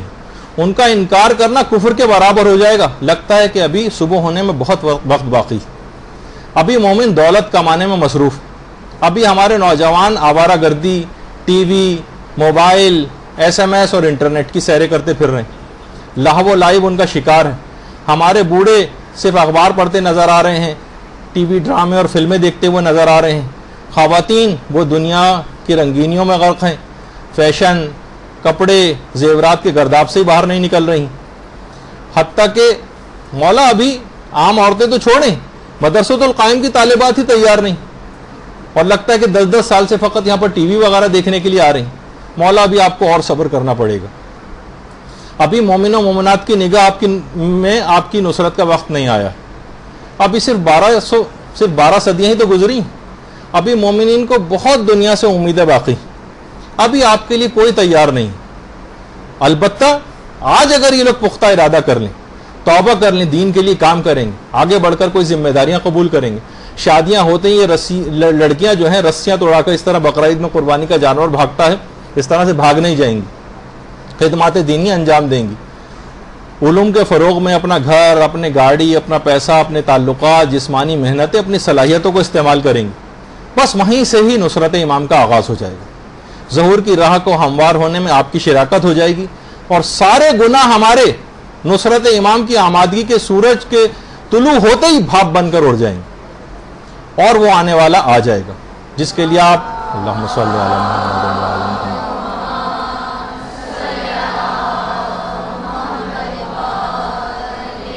جس کے لیے آپ تڑپ تڑپ کر دعائیں کر رہی۔ پروردگار ہم سب کو امام زمانہ کے ظہور کی راہ کو ہموار کرنے کی توفیق عطا فرمائے، ہمارا حصہ بھی اس کے اندر ہو جائے، اور دنیا کی ساری حاجات اور آخرت کی ساری حاجات امام زمانہ کے وسیلے سے ان کو قبول فرما لے۔ اور میں خاص طور پر کہوں گا وہ افراد کہ جو یہ تمام سہولیات کو بہم پہنچانے میں جنہوں نے تعاون کیا ہے، اس مدرسے کے سلسلے میں جنہوں نے تعاون کیا ہے، انہی میں سے ایک مرد مومن جنہوں نے اتنی سہولیات آپ کو بہم پہنچائیں، وہ آج کل کافی زیادہ علیل ہیں، تو بیمار کربلا کے صدقے میں جلد از جلد ان کو صحت کاملہ اور عاجلہ نصیب فرمائے۔ اس کے علاوہ جتنے اور مومنوں و مومنات ہیں جو بیمار ہیں ان کو بھی صحت کاملہ اور عاجلہ نصیب فرمائے، اور خاص طور پر اس مدرسے کے سلسلے میں جو افراد بھی جہاں جہاں جنہوں نے تعاون کیا ہے اور اپنی مدد پیش کی ہے، یہ نوجوان لڑکے مختلف جو امور انجام دے رہے ہیں، اتنی محنتیں کر رہے ہیں، ان کی توفیقات میں خدا اور اضافہ فرمائے، اور دنیا و آخرت کی ہم اور آپ کی تمام مشکلات اور پریشانیوں کو حل فرمائے۔ وصلی اللہ علی محمد وآلہ الطیبین الطاہرین۔ بس اب ایک بات یہ کہ اس کے بعد اب آپ لوگوں کا میلاد وغیرہ ہوگا، لیکن اس سے پہلے ایک اعلان، وہ اعلان یہ ہے کہ ہماری بہت زیادہ خوش قسمتی کہ ہمارے مدرسے کے پڑوسی میں رہنے والی ایک عظیم عالم دین علامہ طالب جوہری صاحب قبلہ کچھ ہی عرصے میں آپ کی کلاس میں تشریف لانے والے۔ اللہم صلی اللہ علیہ وسلم۔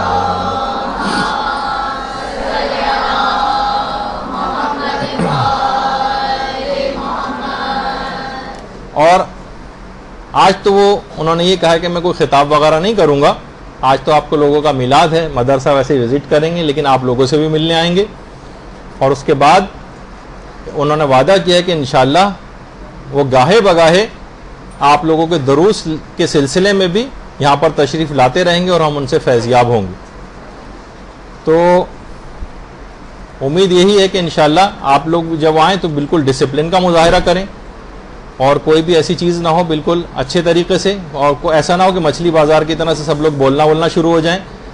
جو خواتین اس سلسلے میں نمائندہ مقرر کی گئی ہیں صرف وہی بولیں گی، آج ان کو کوئی خطاب وغیرہ بھی نہیں کرنا ہے، صرف آ کے تبرک کے لیے ایک لحاظ سے آ کر بیٹھیں گے وہ، لیکن اس کے بعد انشاءاللہ الگ سے ان سے سوال و جواب کی نشستوں کا بھی انتظام کیا جائے گا، اور ان کے دروس وغیرہ بھی گاہے بگاہے ہوتے رہیں گے۔ تو آپ لوگ اپنا جو بھی پروگرام ہے اس کو آپ شروع کر دیجئے، اور جس وقت مولانا علامہ محترم تشریف لائیں گے تو اس وقت اپنے پروگرام کو جاری رکھیے گا، وہ کچھ دیر بیٹھیں گے، آپ لوگوں سے ملاقات کریں گے، ہو جائیں گے۔ وصلی اللہ علی محمد وآلہ الطیبین الطاہرین۔